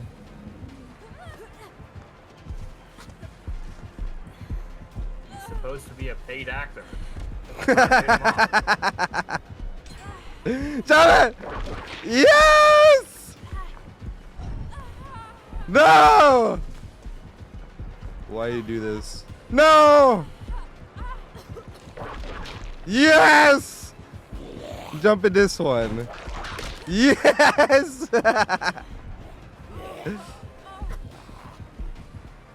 Bamski. I'm gonna go to the basement and be a Oh god, I shouldn't have. have. It's done! Ah!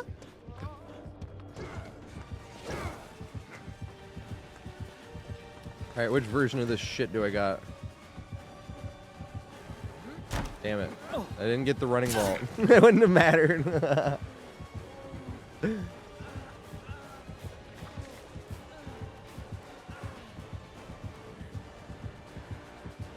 Oh god. My dumbass low is too late. No! What the fuck?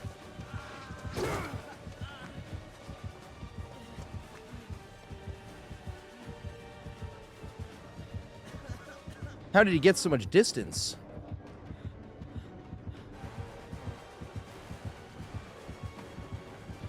No! Yes!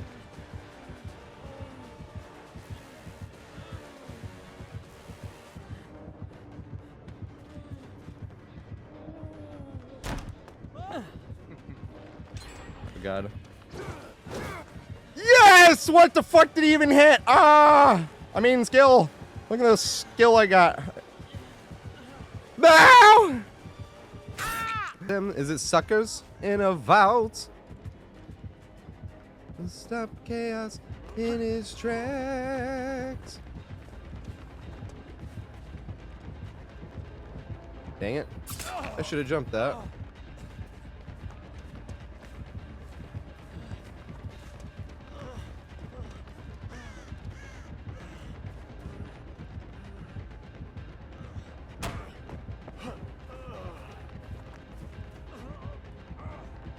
That's the gospel truth. Dun, dun, dun, dun, dun.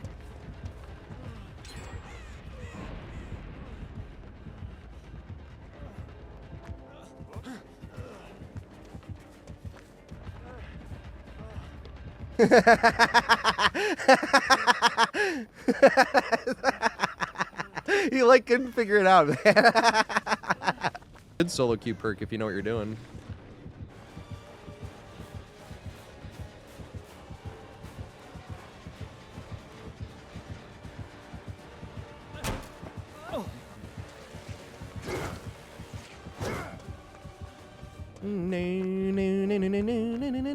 I kind of want to stay here. This thing's funny.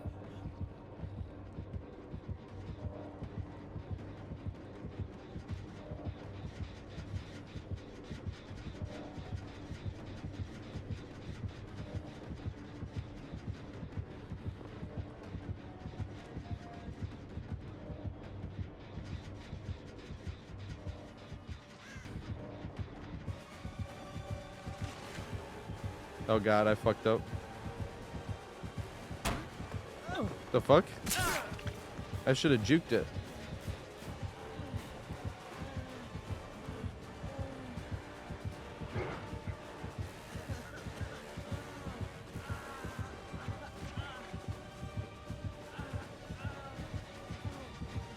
Damn it.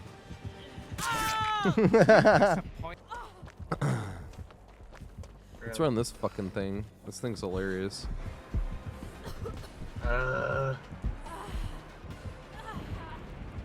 Kevin, what are you doing here? I'm gonna go inside with the map and heal up. Oh god. That's not what I was hoping would happen.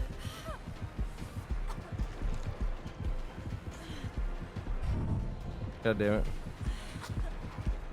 Fucking Nemi sus.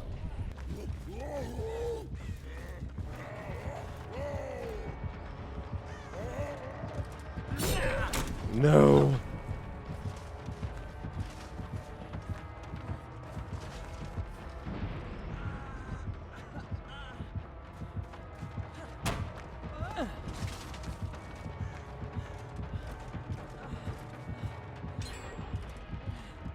No! I'm gonna go the other way. Alright, so this is the worst version of the shrine. I don't like this one anywhere near as much as the other one because it's just simply not as strong. You can still try to use this back part to run around. Right? Wait for the killer to get a bit closer to you, jump the window because he has to go around a bit again. And then do this. Try to get this 50-50 mind game and then run back here and do this nonsense. Right? And then try to get it again if you want. But a lot of times if I'm just like running this way, I'll just jump down and see if I can keep my distance because once again, killers don't even really know how to run these that often. And you can just keep your distance and then run down and see if he jumps down that way. And once he gets close enough, you can run up this way and jump this. And now you're stuck doing this, right? Back to what we were talking about before. That's why I don't like this shrine anywhere near as much as the other one. I believe you can get windows in the corners, like one total window. You will never get two. But I usually just get none. And it could have been updated before, but I never see any other windows here. It's always just this one, which makes the shrine significantly weaker than the other shrine. That being said, this shrine can be used as an OPenise if it's close enough to something where you can go back and forth. Where you can, like, say you're jumped over here, and then the killer pushed you around this way, and then you run back here, right? And then you let the killer mind game himself and try to pre-swing in there, and then you run back here again. Or even if you had enough distance that if the killer pre-swung, you didn't even have to do that. You just wait for the killer to get around to you, and then same thing. Run around this way, you know, use that, wait for the killer to run around, come back this way, see if the killer's pushing you, and then run back and jump it again. But this shrine relies on RNG because you can even still get this set up and have no pallet here or there. So having this shrine as an OPenise obviously relies on RNG because it's not always facing an area. A lot of times it is facing this exact tile, but you won't get a pallet here, and all you have to go off of is this shrine. And that's when it makes it a little bit more difficult to get any value off of. I mean, First now we get this shitty fucking shrine. My gameplay is a joke, let's be honest. Anyone can do it, just using know-how.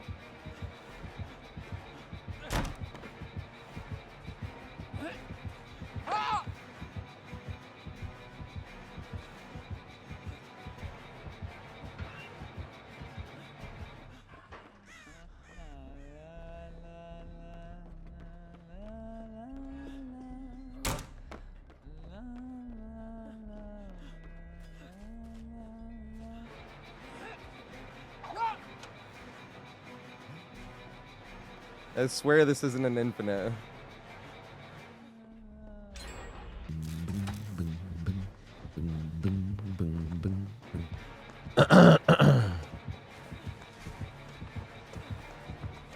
I have no pallets there? What?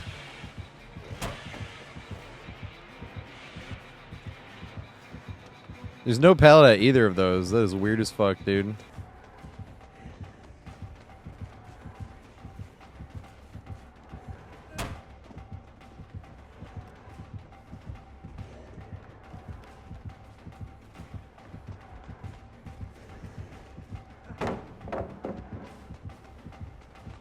Boo!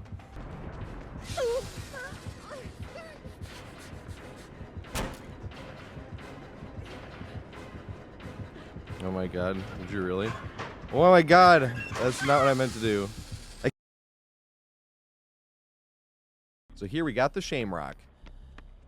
Never really want to use the Shamrock unless for some reason you get a God spawn and there's like a window right there, so you can, like a safe window, a Longwall Gym or something like that.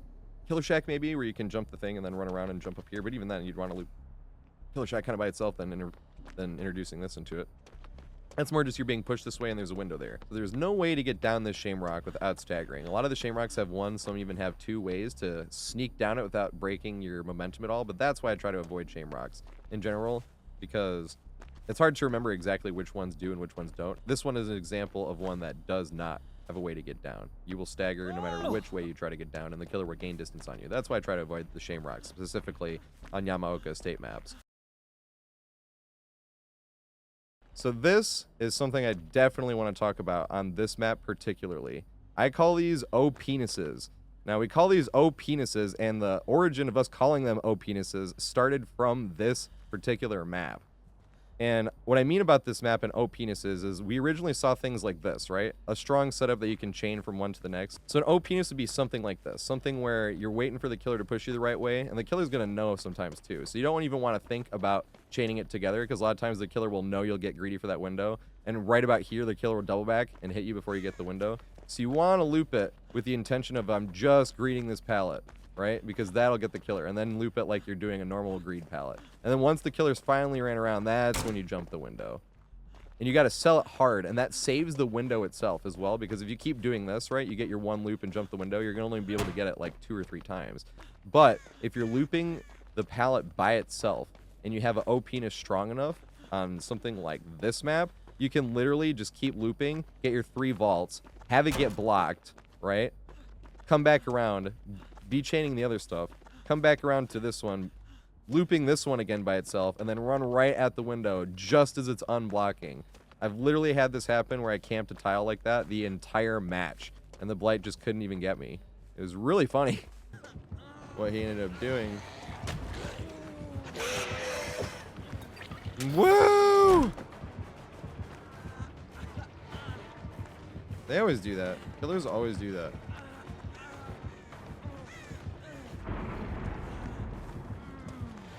Think I'm gonna throw it? Nope, you're wrong. Haha. Then make back to that window.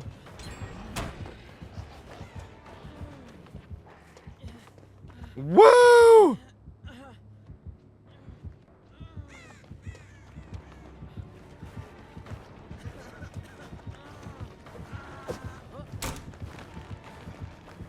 Well, this is Sag.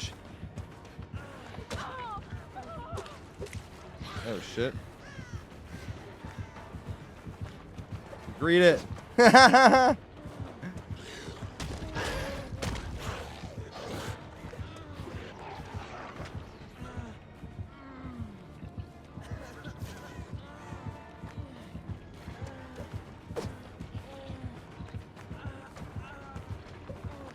Yes!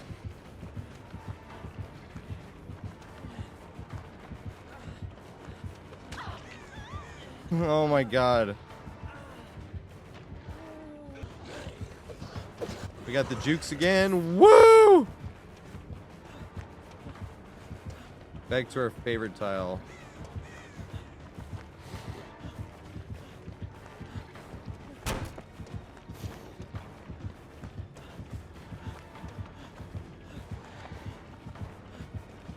Oh my god, you gonna hit me?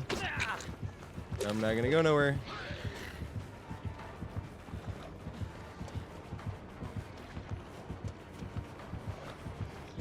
No, you got me greedy again. Oh yeah.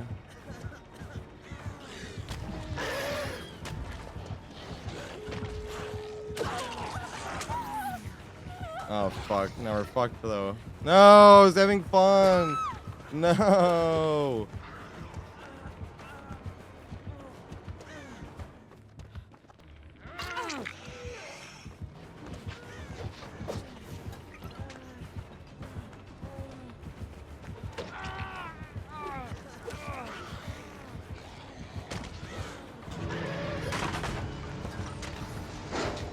Come on, Jeff, you can do it. Yay! The tile that saves all. But that's just up to RNG. Sometimes you won't get any OPeness, sometimes you'll get OPenesses everywhere. And the reason we call it an OPeness is because the first time I was thinking about where I saw something ridiculously strong, where it was one of those like, oh my god, this is a brainless setup, I was looking at it and I was like, the OPness of this setup is huge. I wasn't calling it an OPness. I said like the OP level of this, like, you know, like you'd say like the strongness. I was like, the OPness is huge.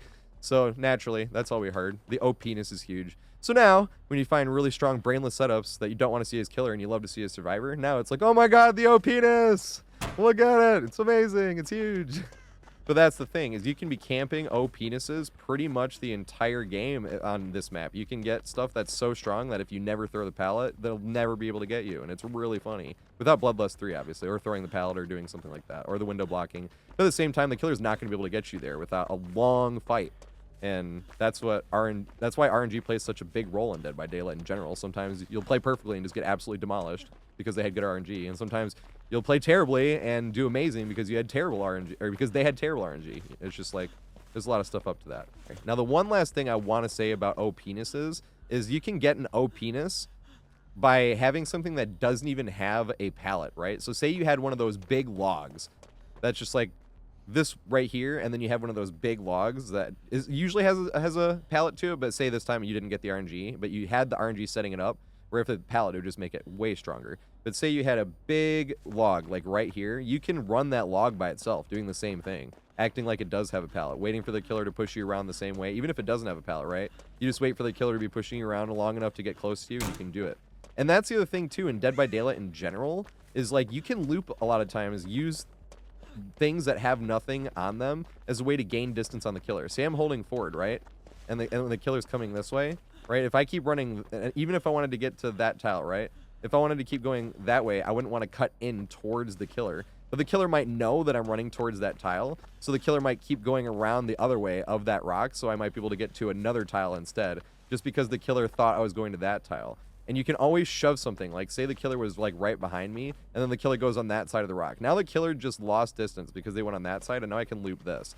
So that's the thing, is if you have something like this, it's not like this works a high percentage of the time, but if you have something like this, even in a dead zone, to sort of shove in between you and the killer, it can give you enough of a distance increase for you to be able to game this, and then get him to push you this way to get to a tile. Now this is a bad example, that wouldn't work there.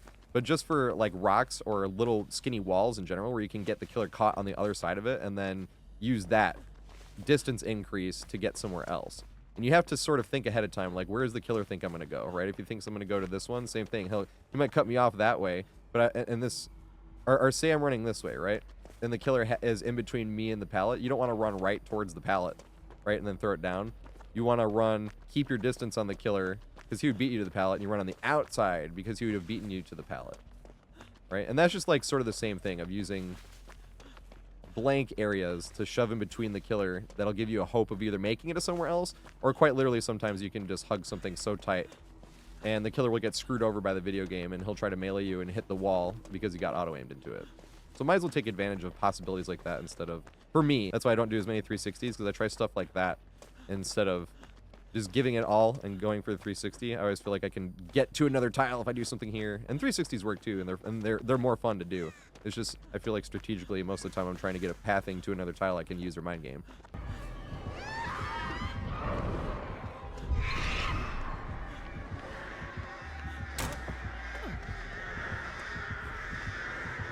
Oh my god.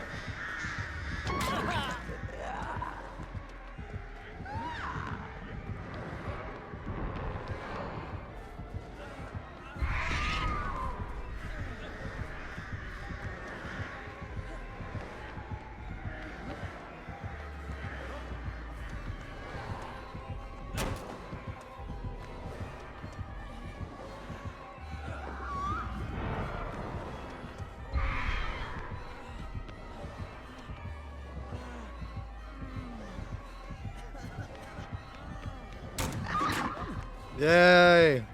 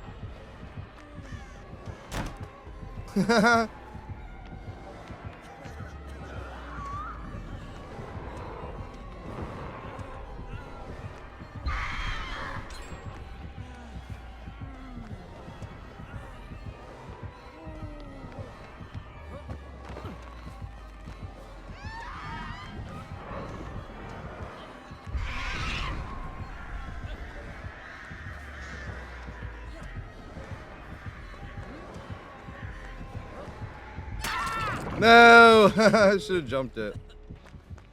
I'm trying to get away from that other Meg.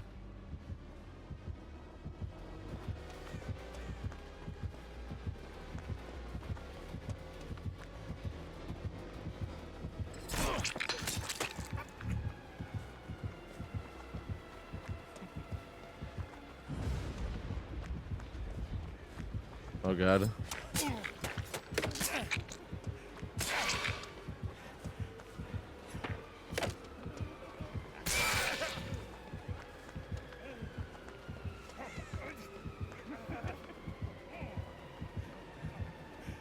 No, he didn't fall for it.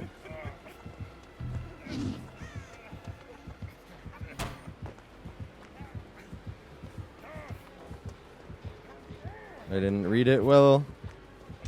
Maybe he'll...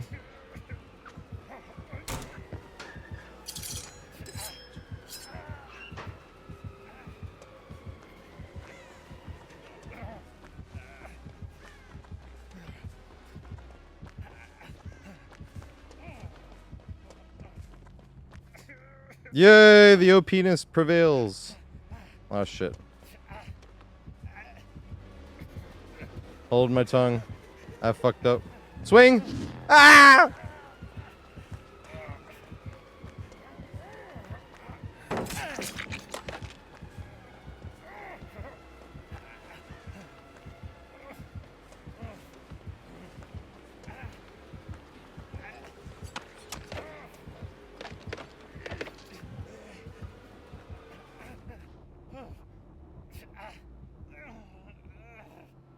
Oh, hell yeah. Doing pretty good. Got no complaints. We got a window into a window.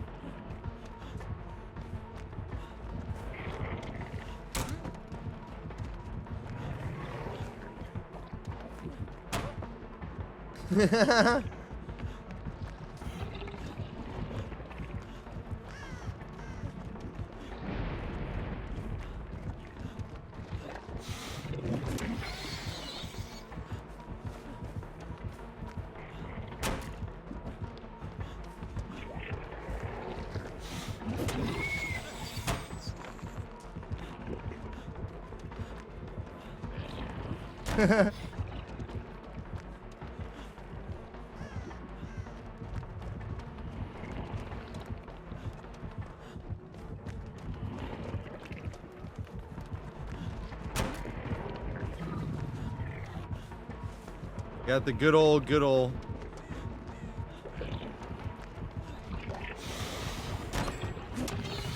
Yes.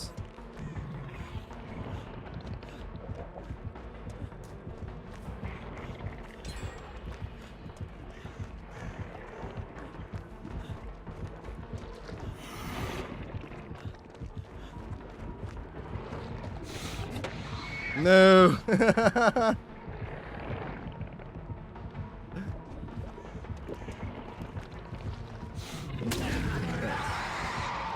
shit.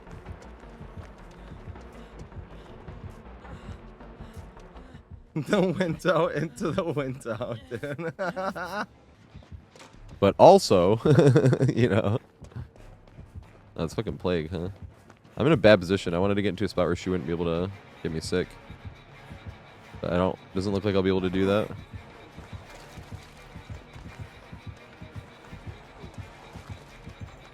Maybe.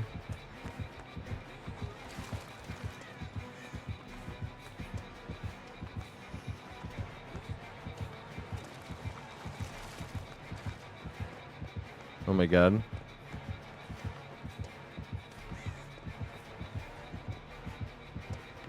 What a setup.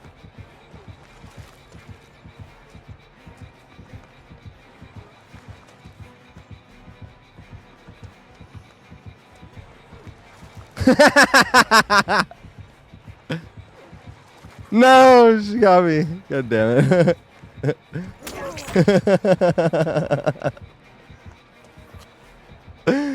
God damn, that was funny.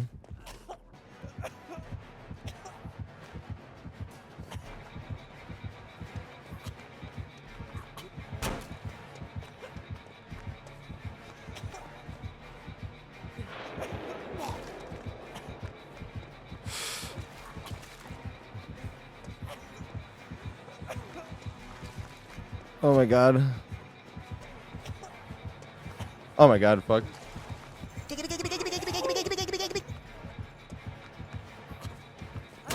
Oh my fucking god, holy shit. Fuck. This is Sag.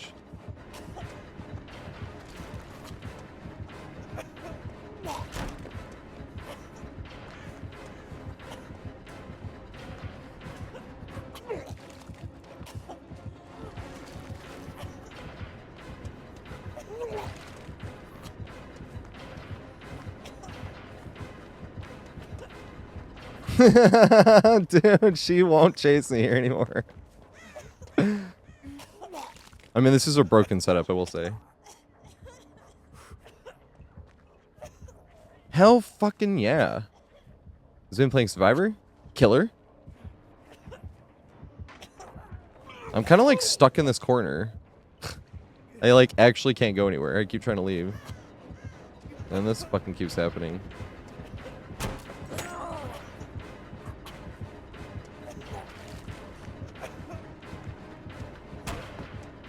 Good shit. Oh my god, she fucked up. Hilarious! And the pallet's already down. Someone threw my pallet. Oh god. Oh. Well, that wasn't how I expected that would go.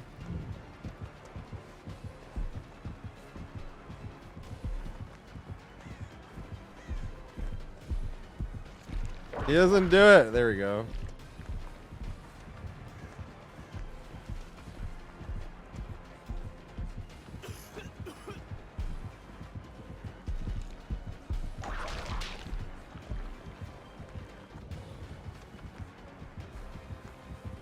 This is a ridiculous setup, dude. And what the F is going on over here? This is completely unfair. Look at this, dude. This setup is gross and really funny. Look at this, dude. This setup is so dumb. That's what's been going on over here the whole time. And then I fucking run over here and do the same shit.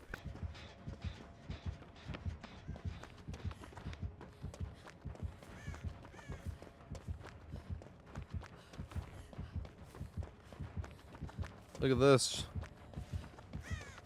Run right to the killer shack.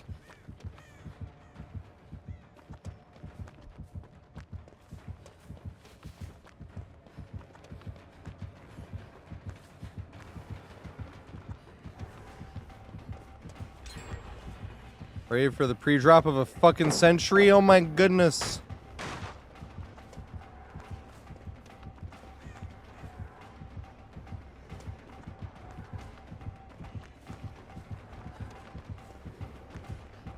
No! I pre-dropped so I wouldn't get hit, and I'm gonna get hit anyway. That's so sad. There's no fucking pallet. Bruh! When I'm playing killer, you know how many fucking pallets I would've just went by? So now we gotta talk about holding forward. Good old friend holding forward. But you don't want to just hold the forward. You don't want to just hold that. What you want to do is do it strategically. But holding forward in general is better sometimes than mind gaming yourself. Because think about it. If you got a head start in the killer was at that pallet, and I was holding forward, it would take some time. It would take like 20 seconds or something like that for the killer to catch up to me just by holding forward, right?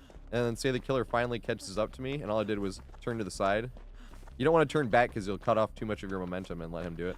And just keep holding forward, and the killer kept up to me. And that's going to be like another 20 seconds or so, probably more, right? Because you can end up running the killer for like 40 seconds-ish just by holding forward. So you basically want to be holding forward with style, as I like to say. Now, what I mean by style is getting the killer to change his pathing so you can gain some more distance. So say Killer Shack was on a different map even, and I was holding forward, and I was running behind Killer Shack. You'd be running, and then say you'd stop here for a sec to see if the killer was going to cut you off. And now I'm holding forward again. I'm not... Because that counts to me as holding forward. I know technically I changed direction. I didn't just hold forward. But to me, holding forward is just when you're trying to avoid actually looping a tile. You just use it to get even further, right? So I could even use this to hold forward. If I was running and killer's right behind me and I greed the pallet, and then I ran up these stairs, right, and tried to jump, or tried to mind game there. Like, that is still a version of holding forward to me, because I'm not looping what happened. But that's why you want to hold forward like that strategically, and because you can get more holding forward power by saying, I'm going to run here, right? And then I see the killer go back around that way because he wants to cut me off because I'm at the back of the thing. Then you just hold forward over here, right? And then say I'm holding forward back here, and then the killer goes to cut me off back that way. Now I'm holding forward again. I'm not looping anything. I'm literally just running. But you can do that strategically in a lot of scenarios.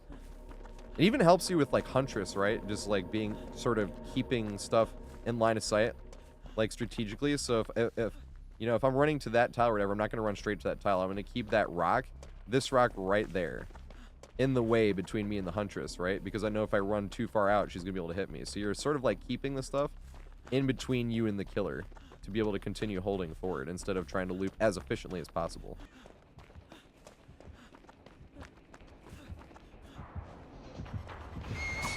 Yes! That was lucky. Bum, ba, bum, bum, bum, bum, bum. God damn it, that was unlucky. I'm in an awful spot right now because I can't go that way. It's an L fucking T wall, and you never want to loop nurse at Killer Shack. She messed up, and she messed up again because she had me. That was really strange. I don't know what the fuck happened there. I'm very lucky. I didn't reap what I sow. I didn't get what I deserve.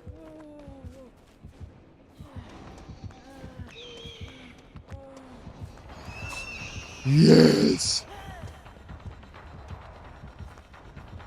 I can't even be over here. I said this last time.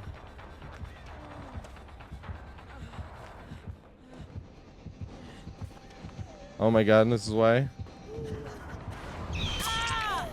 You should never loop nurse at Killer Shack. Oh god, here we go again. See, I fucked this one up. I deserve to get hit here. Wait. Yes! They're so lucky. I mean, skillful.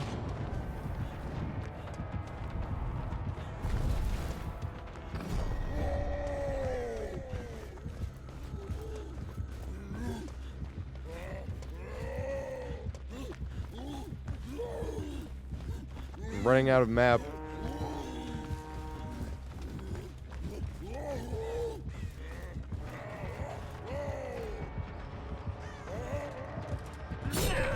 No.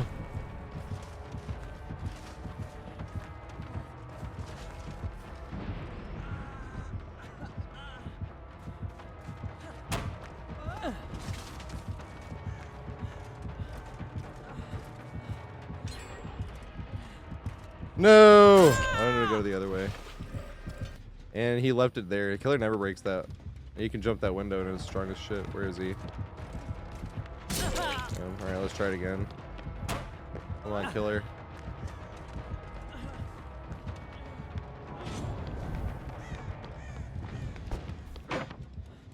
Oh no, he broke it. I was all excited.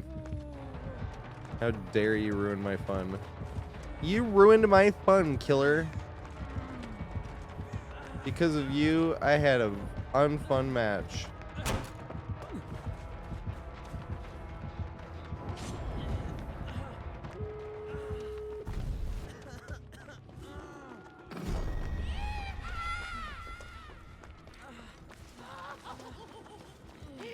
Oh god.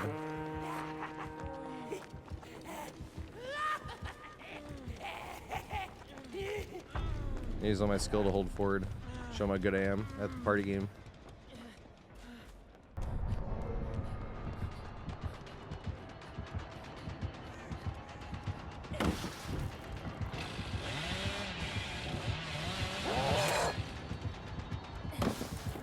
I'm not sure how that worked, but that is what I intended, right? Honestly, like, my whole bully practice has definitely helped me out in that chase, I'll say that much.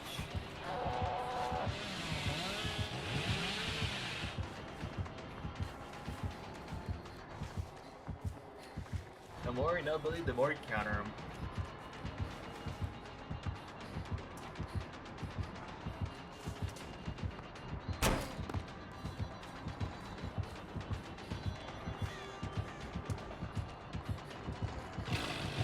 Damn it, good. Nice curve. That's what I was hoping to see. I don't think I make it anywhere though. No. My UB TV as well. Thanks for the follows, guys. Holy crap.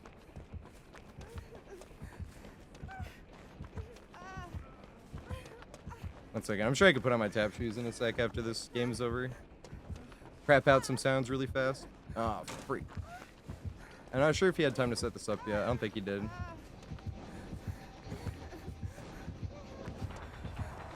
If this is basement, I have to throw the pallet. Holy shit! Holy shit. Holy shit! I'm gonna... Like that? Oh, yes! You gotta go for Oh god, I fucked up though. Yes! Oh my god! But yeah, some killers you must throw pallets against and I hate it. So Ah!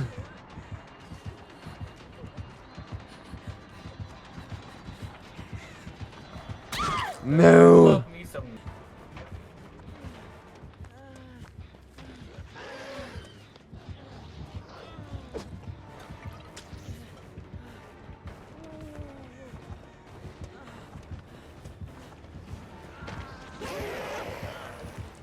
Yes! We got the fucking jukes!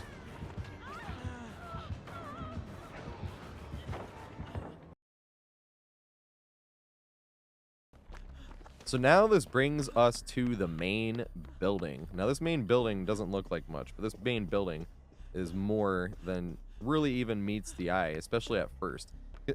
There's one pallet that if it is added to the main building, it becomes significantly stronger. And we did get the pallet. It is this one right there.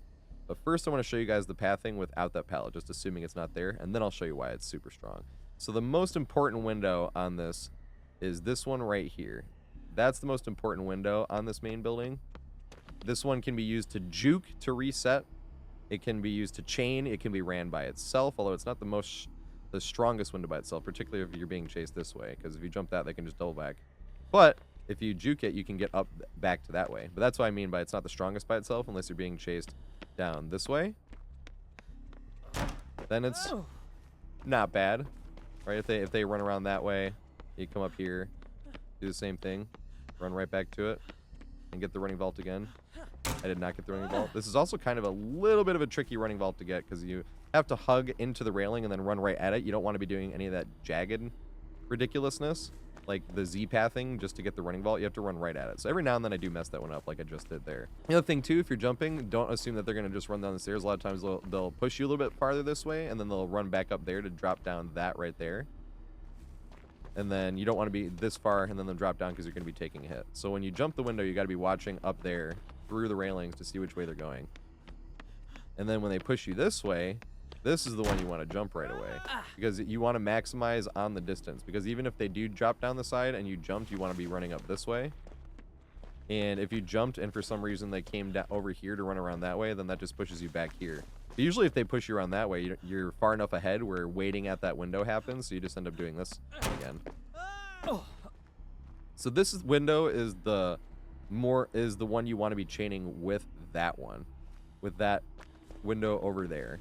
So this is really the main loop that you want. I just wanted to talk about that window first because that's the window that usually starts it up, right? So if they come around this way and they're running me and they're chasing me, then I just run back up here and do this, right? But say they did push around that way again, but they had too much distance and I wasn't going to make it. That's where this window comes in handy because you can juke this window hard. This is also one of those scenarios where I wouldn't even be looking behind myself to sort of mind game the killer harder. Because if you're looking like this, the killer can see you looking back. They're going to be like, he might mind game this. But if you're just looking straight and you hit him with a crouch juke, they're like, this guy's not even looking behind. And the second they saw any movement, and I mean, you want to tap it as low as possible. You want to like hit him with like the crouch juke. Because if you wait too long, if you do like a huge crouch, you'll lose too much distance. So you want to like literally tap your controller and run away. But doing this one maneuver, tapping it and then running away, can give you enough distance to be able to jump the window again. Just because they were coming over here and then they saw your tap and then they get out here and they're like, oh crap, I got a double back. But that puts right back to where they were before doing this, right?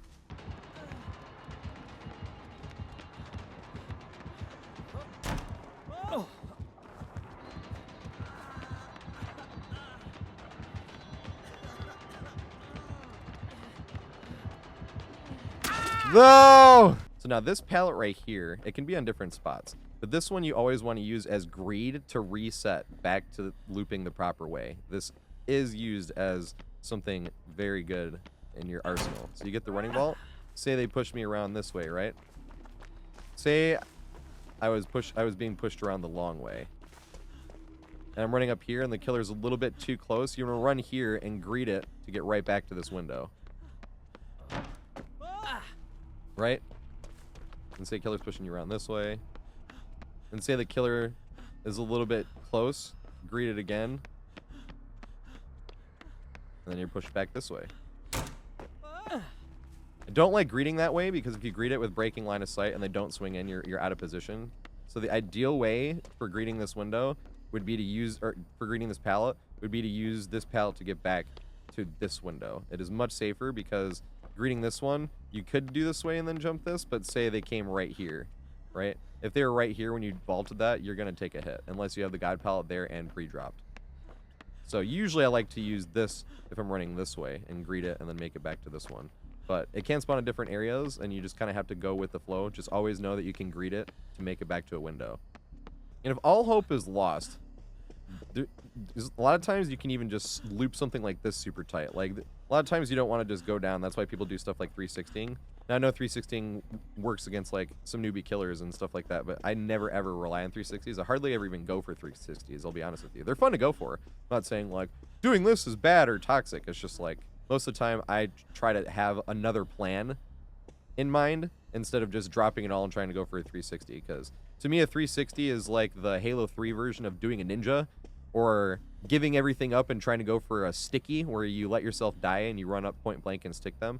So I always try to avoid doing stuff like that and playing those games because I always wanted to have a plan and try to, you know, make the plan work so I can continue going instead of just giving up and, oh, let's do it. I'm just too stubborn for that, I guess. So even if there's nothing else here and I'm out of position, I would even be looping an object like this as tight as possible because there's such a small chance that the killer can get messed over by the video game and get auto-aimed into the wall, and you can just have the killer hit the wall and then you can reset.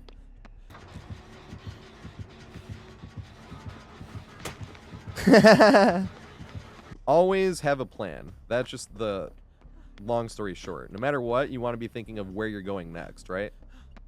Especially once you know where to go. So if I jump this and the killer is going around the stairs, my plan would be to come up this way and then go to that long window over there and jump it. Whereas if the killer pushed over this way, my plan would be to go this way and turn around, but same thing. My end game is getting to that window. So you always want to have a plan. And that's why knowing where all the windows are and knowing where all, or at least knowing where all the consistent tiles are, helps that tremendously. Because if you're going this way and the killer does this, you immediately have another end spot that you're going to get to try another mind game. So it's just good to always have a plan and always be thinking one step ahead. Like say I was looping this tile, like we said, what's the next thing I'm going to get to? You got to be thinking about that. And that's how it leads you to the next tile. In a video game, you know what I mean? Like someone passes open a 3-point shot just to get their stuff packed in the paint. And you're like, ha! Because you ain't got the stuff from 3. You know what I mean? You're just like talking trash. Exactly. Or they do make it from 2, and you're like, because you're afraid to shoot the 3. Oh fuck! I should have looked. The fuck? He was still up top. What did he swing at? I'm so confused by this. This main's pathing. Oh!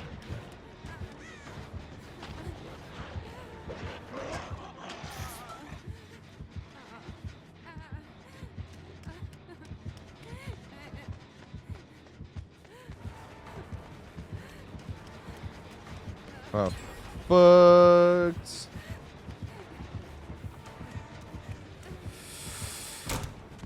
Yes! Oh, right. I forgot to play Hattie this game just to. Oh, for those science experiment. Right, I forgot about that. Yay.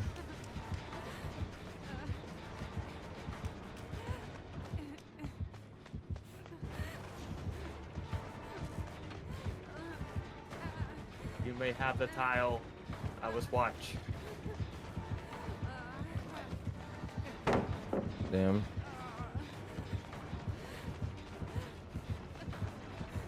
I don't think I'm gonna make it.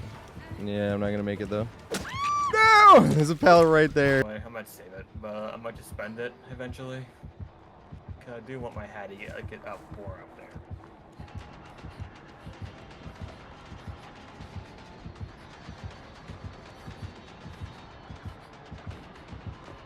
Yay. It worked. Very ironic with these hilarious. I usually escape more whenever I get to the second stage on my first step, on first hook. I don't know why. Oh god. What am I doing? Thought he went the other way.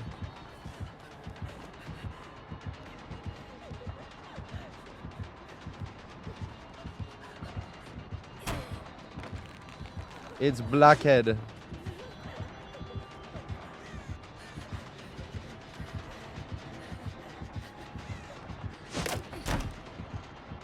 No, it's definitely not gonna make this.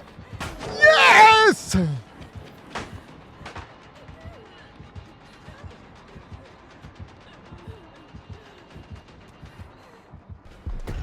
well, I'm taking you away from this whole madness. Even if I have to go down here, I just need to get him going this way. I have the pallet. That's amazing.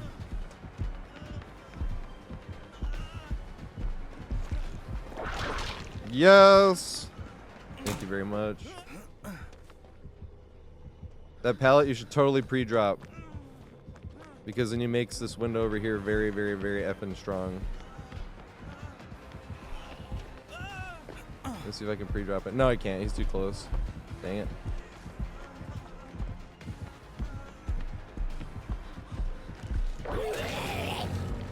I got hit by the zombie, actually.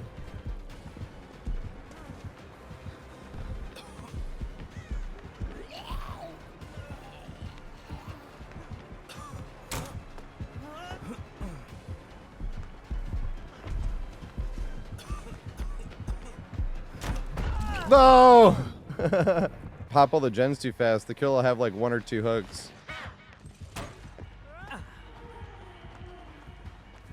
Nice, we got the good one.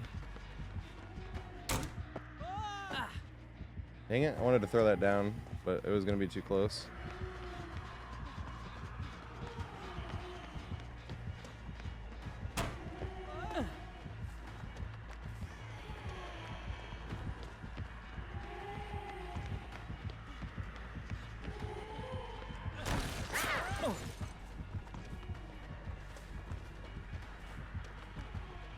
Now I'm gonna throw this down.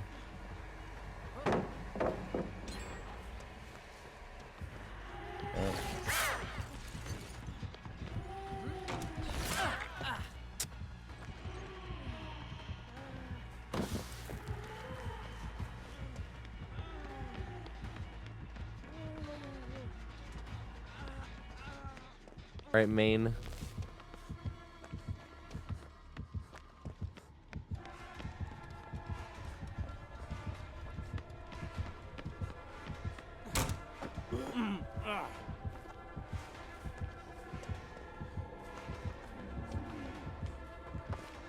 A funkin' treasure chest. See, I need that pallet there, because the pallet there is king. Without the pallet, you can't make it. Maybe? Yes! I guess you can!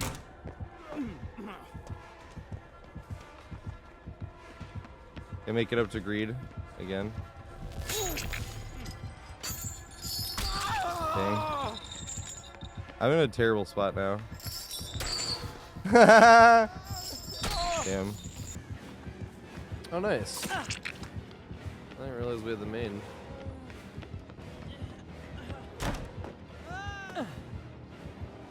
Alright, so I have the distance too. I'm not gonna be able to pre-drop it though. Which sucks. God damn it. I can't get the running vault running backwards. But I need to work on that, so I need to keep trying.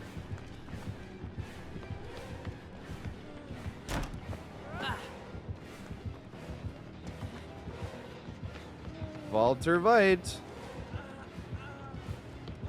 If I had that drop down already. Nice, now I can drop it down. But now it's too late. I'm not gonna make it again. Maybe.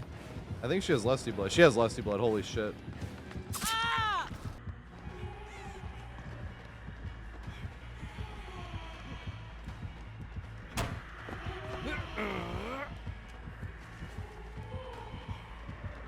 Walter Veit. I have the pallet. I have the pallet. I've got the pallet! I haven't thrown it yet, though. I don't know if I make this. I didn't.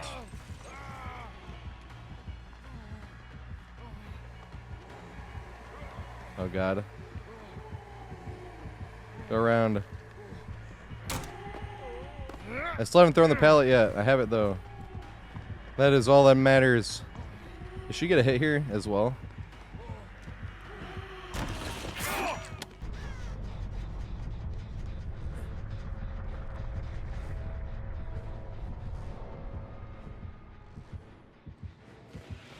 Can break the pallet this time.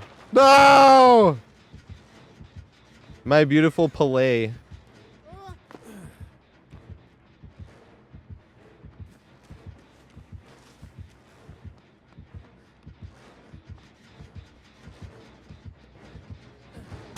Damn it. Respect it. Respect! Yeah! Got respect! Can I just get an early jump on this? Or is he too close? I think he's too close. He's got to respect it again. Respect! Yes! Oh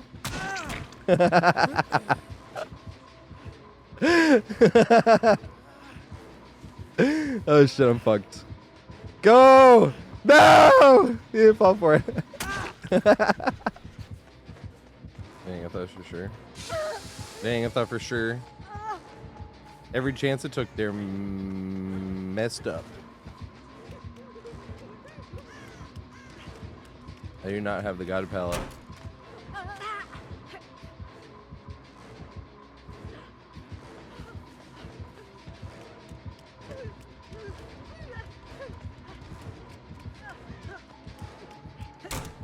I didn't get the running vault.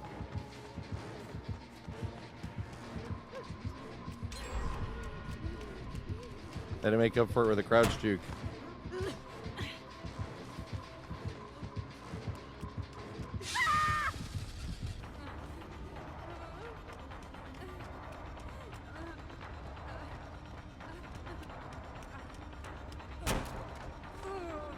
Oh god.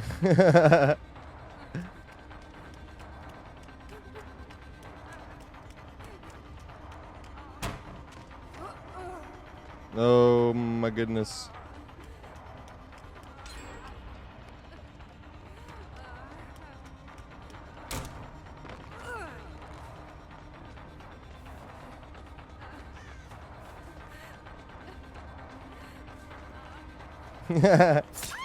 I'm not going to make that.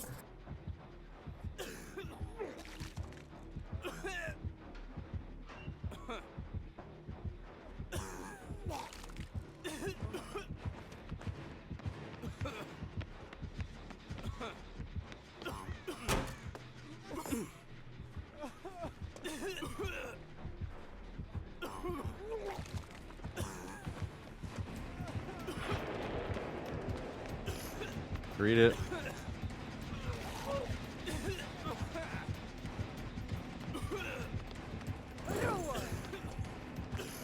I've got nowhere to go though. FOV check. No! This is so bad. He's just fucking eating me, dude. This is fucking terrible. Oh my god. This is like textbook what not to do against the Myers. I didn't get the running vault either. This is fucking awful, dude. Oh my god. It's gonna be fucking tough to tear or some shit. No. My controller trying to turn way too hard when I heard she was coming this way.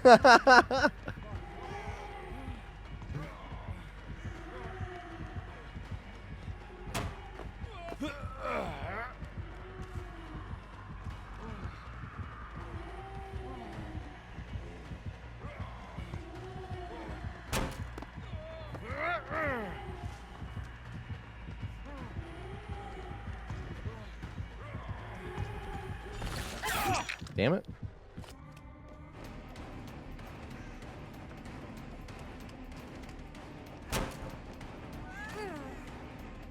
Interesting.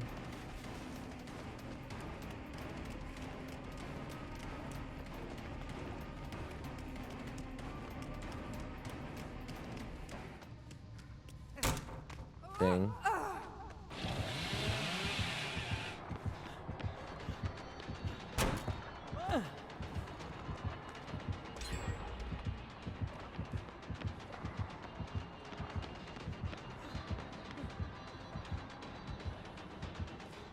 Billy! So now let's talk about the main building if you have the God Pallet. So the God Pallet is just significant, makes the main loop significantly stronger. And there's windows on all sides except for that one. But it makes it significantly stronger. Because if you have this pallet here and it's pre-dropped right here, a lot of times the killers won't break it because it's like, why would I break that pallet? And you know, sometimes you can loop this by itself and, you know, play the mind game, but you never want to throw it then. Because if you throw the pallet and you go down here, then the killer's just going to break. Goes, oh, I'll break the pallet, I'm here. That's why you don't ever want to throw the pallet if you're looping this by itself. But if you get that pre-dropped, it makes this one of the best loops in the game. So if you have this pallet pre-dropped, it makes this loop one of the strongest loops in the game. And killers won't even break that pallet a lot of time because they think it's a waste of their time until they realize that they've been getting looped hard on this pallet the whole time. So a lot of times you'll pre-drop that and you'll run around here. You can even greed this pallet. That's the one you never want to drop. You come around here, right? So now if the killer pushes you, either way they push you, you're safe because of that pallet that was pre-dropped. Because you can run around this way.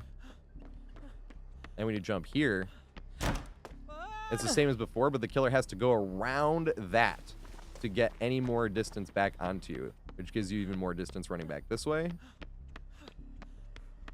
Doing the same thing we just did, essentially. Didn't get the running vault because it wasn't running at the angle tight enough. And then if the killer pushes you this way, you can just be running this. Jumping around. Running up here. It's just rinse and repeat. It's literally the same loop that you'd end up doing. It's just harder on the killer. Because they, instead of cutting through here, they have to go all the way around this. So this pallet might not look strong. This pallet might look like a dumb little pallet that you should be greeting anyway. But if you greed this pallet right here, It makes this main loop one of the strongest loops in DBD, and definitely the strongest loop on this map.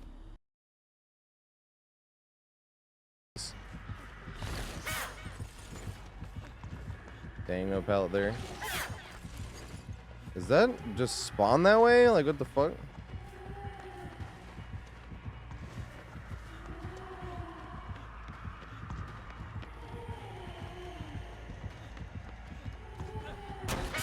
Damn it.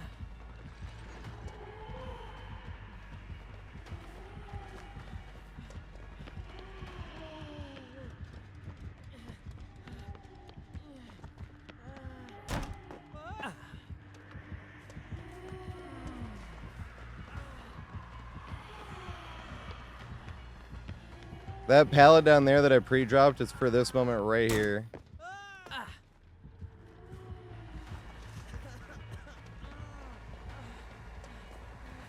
Damn it. Didn't work. It did. She went up top. Does that mean she has mother-daughter ring, maybe?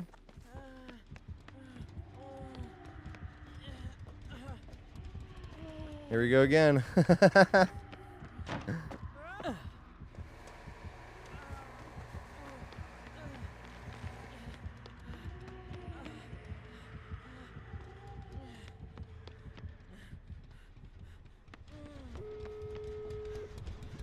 Sanctum too strong. This, you know. Oh! Ah! Yes! So lucky.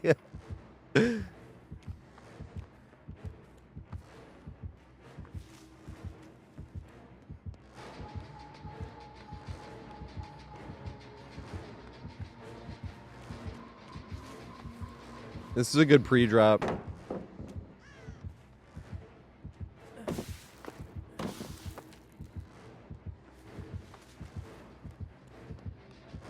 Yes! He didn't break it! That's an amazing pre-drop. I'll show you guys why. Does he have Boozle? He does not have Boozle. He pre-dropped that because of this right fucking here.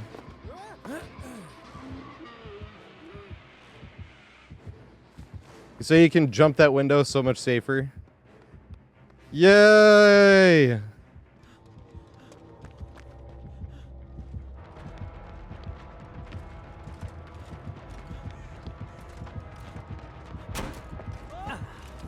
The F.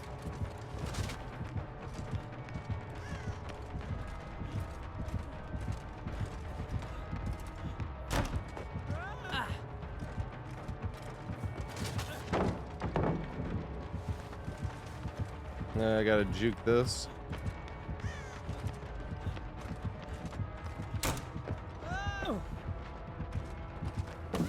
I got the pre-drop pallet, which is great.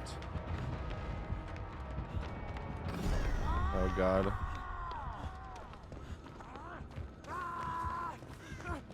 That god pallet, it doesn't look like a god pallet, but killers never fucking break it, and that shit is definitely strong as shit. Did you see how much, oh my god. Did you see how much stronger it made that main? Ah! Ah! Yeah, someone pre-dropped it. That is good. This is good. He can't get me unless he whips. See that pre-drop? That pre-drop, very good. Me like the pre-drop. And then I can go this way. If you push me this way, run back up. And jump it again. Oh, Zombo though.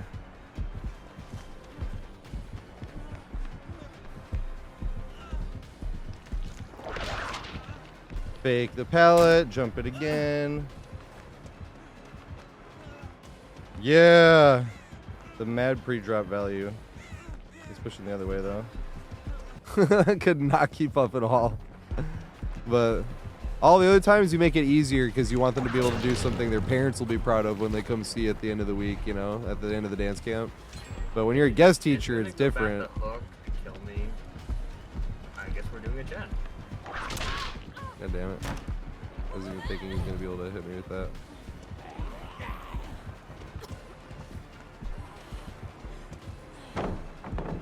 No, he broke it. That's sad. How dare you break that? I didn't drop like any pallets against him, I won't lie to you. I dropped like 1 pallet. Oh god, he went the right way. No, he didn't. What the fuck?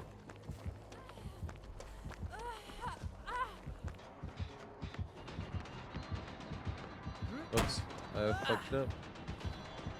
Do I have the good pallet? I do! Me like that.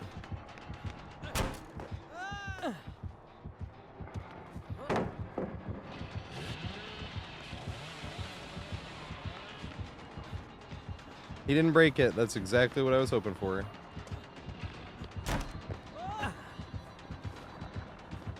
That was strange. No, he broke it. That's what I was not hoping for. Didn't chase me. This shit's hilarious. See, they never break the pallet. They can go out around that way? Sure.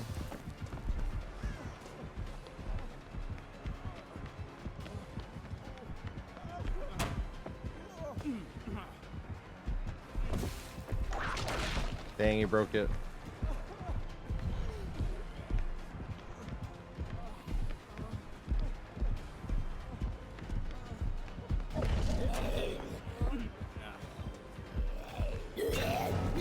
No, I wouldn't let.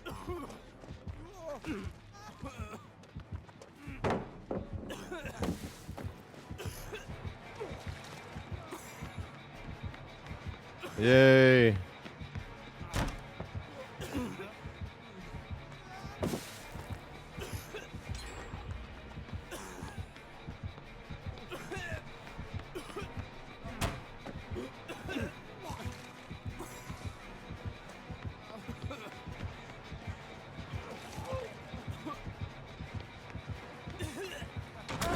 Damn it. In review for Sanctum of Wrath. This is one of those maps where you got gens on one side or the other, and the killer is more than likely going to sort of just let you 3-gen yourselves and not even cross to one side or the other. But if they are, there's a lot of strong tiles. The hut over there is incredibly strong if you get the pallet. If it's not, then you just have some good mind games, but it's still a decent window. The shrine over there is one of my favorite tiles in the game if you get the stronger one. If you get the weaker one, which you almost never do, it's nowhere near strong and it relies on another tile close to get maximum value on it.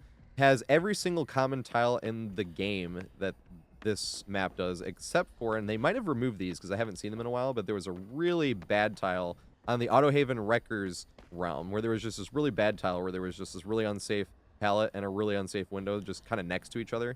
But I don't really see those anymore in general, but I've never seen that on this map.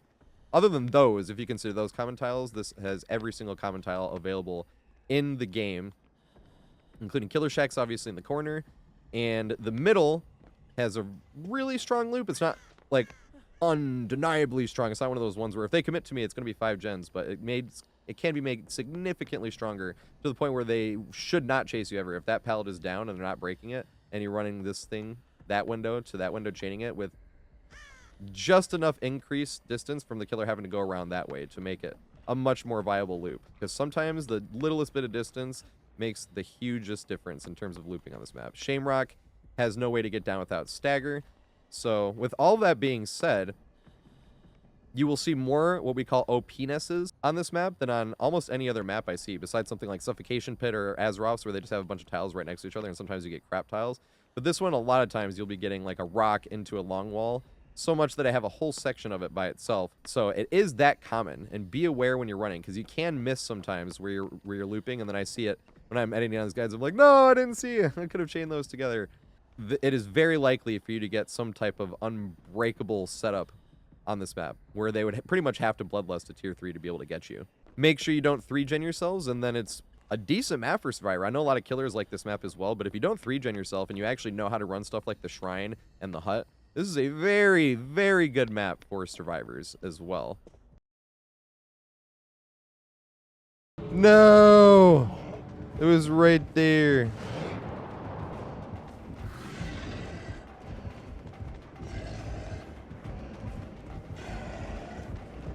No! Yay!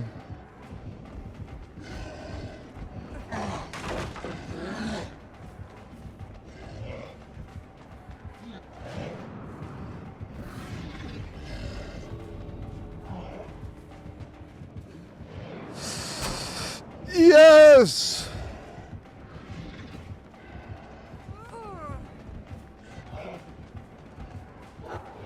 God damn it. Oh, what?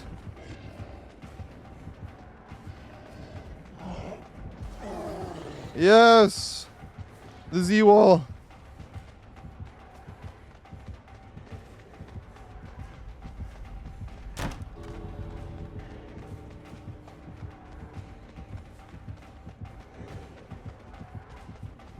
I run this way though. This way is the only thing I have left on this side, I'm pretty sure.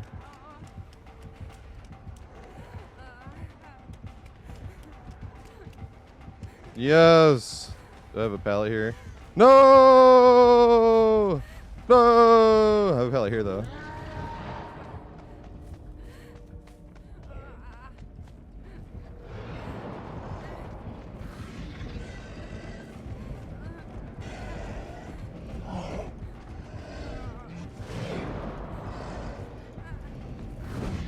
Yes!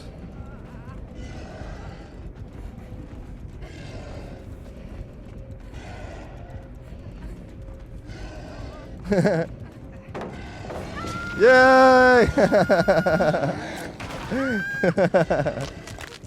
Ah! Ah! Yeah, someone pre-dropped it. That is good. This is good. He can't get me unless he whips. See that pre-drop? That pre-drop, very good. Me like the pre-drop. And they can go this way. If you push me this way, run back up. And jump it again. Oh, Zombo though.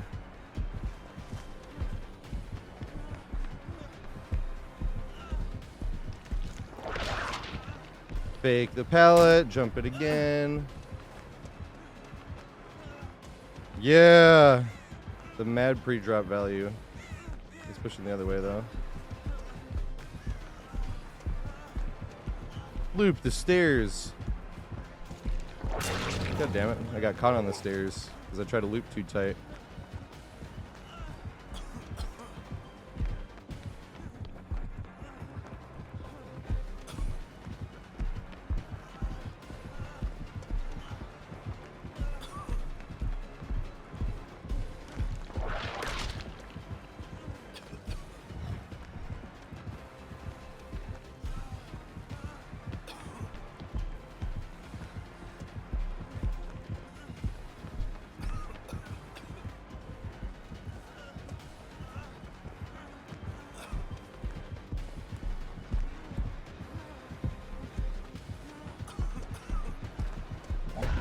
No!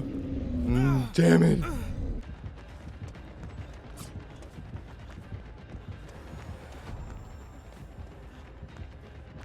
Damn. I cannot take a hit.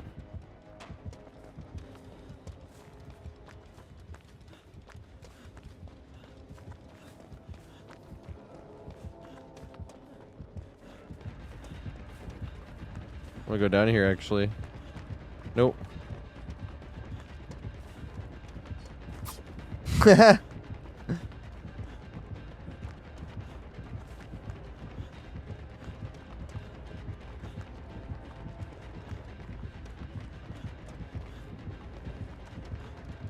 He's got to have the bloodlust. Yes.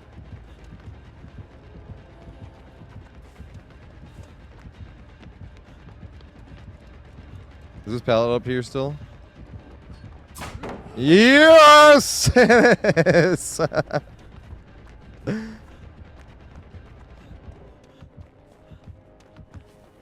this door open? It's probably not. Yeah, I didn't think so. Damn. Can you run all the way across the map? I don't even know where the other door is. This is Big Sag. There it is. Oh shit, the fucking champs. Let's go. Now the teabags. I think teabags are funny, to be fair. If you could see it at least. If you were in position to. All my channel, well not all my, a lot of my channel points are tap dance related, but it's like real tap dance. I'll put on tap shoes and literally like go tap dance for you. Or teach you a step or whichever your channel point.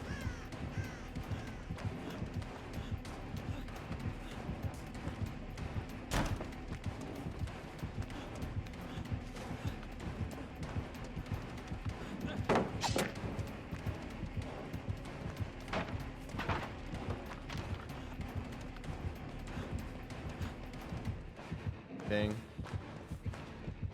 Can't run that. I saw the trap there at the last second.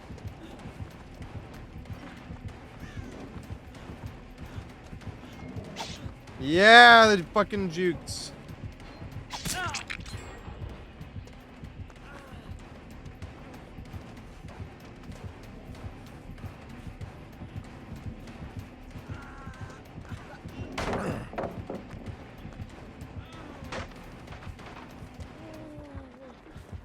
No, I'm sorry. I'm sorry. I'm sorry. I'm sorry. I'm sorry. I'm sorry. I'm sorry.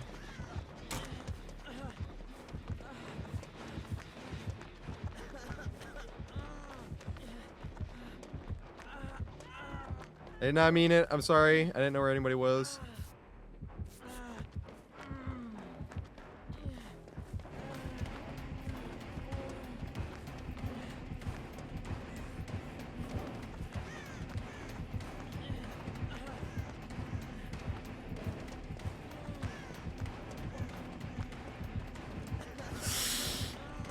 No! Fucking traps. Oh my god.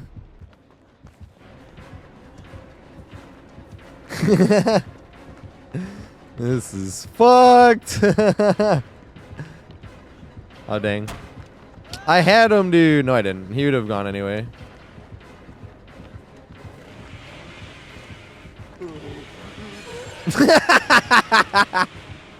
The fucking rock of glory, dude. That was the only fucking thing I had. Alright, now I'm actually fucked though, right?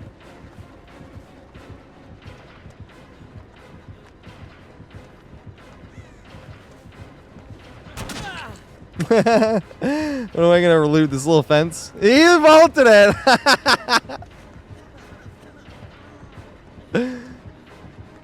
I'm fucked here. I should have thrown that down. Swing! Yes!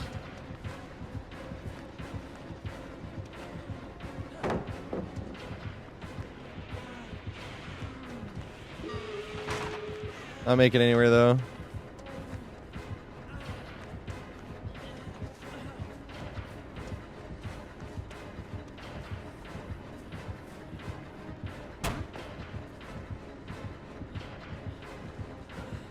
Go back. No!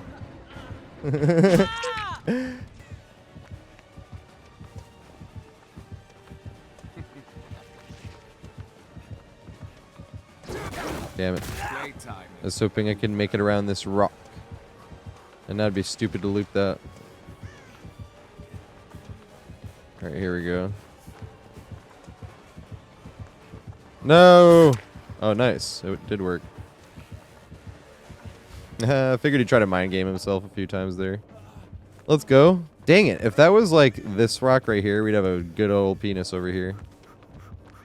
Instead, we just have an L2 wall that we'll probably die at.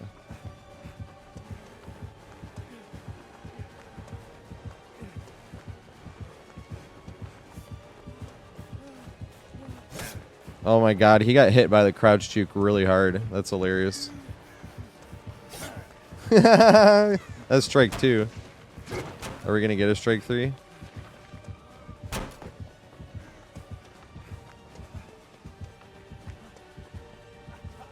Oh fuck, he was vaulting. Time to greed the pallet. Swing! Yay, you struck out. A strike 3. Cause it's 1, 2, 3 strikes. You're out at the old ball game.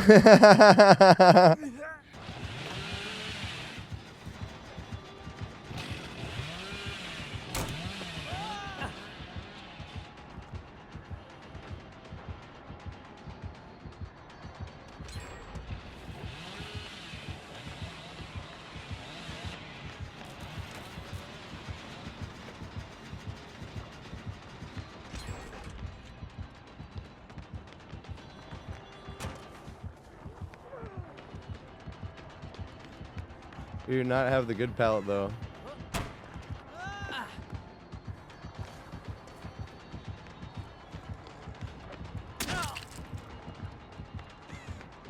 We don't have either good pallet, that's sad. I gotta run not that way.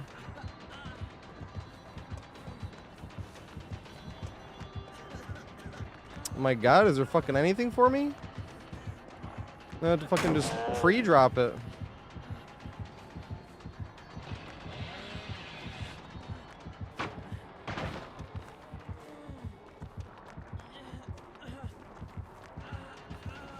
Oh god, I had to cut back into him. I lost some ground.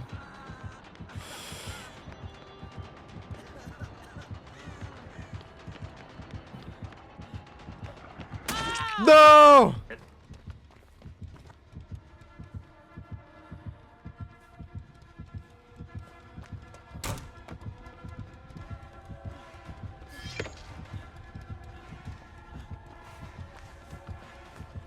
Ah!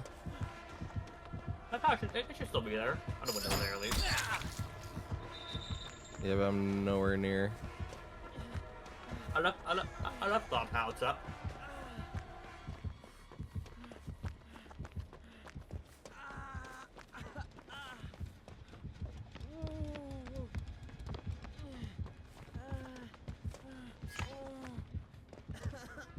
Oh god, he got me. Oh, I thought I was gonna get hit there. Oh!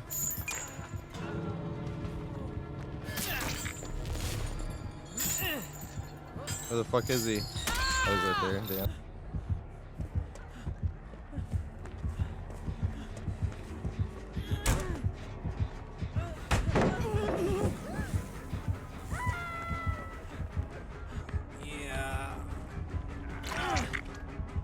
The plays.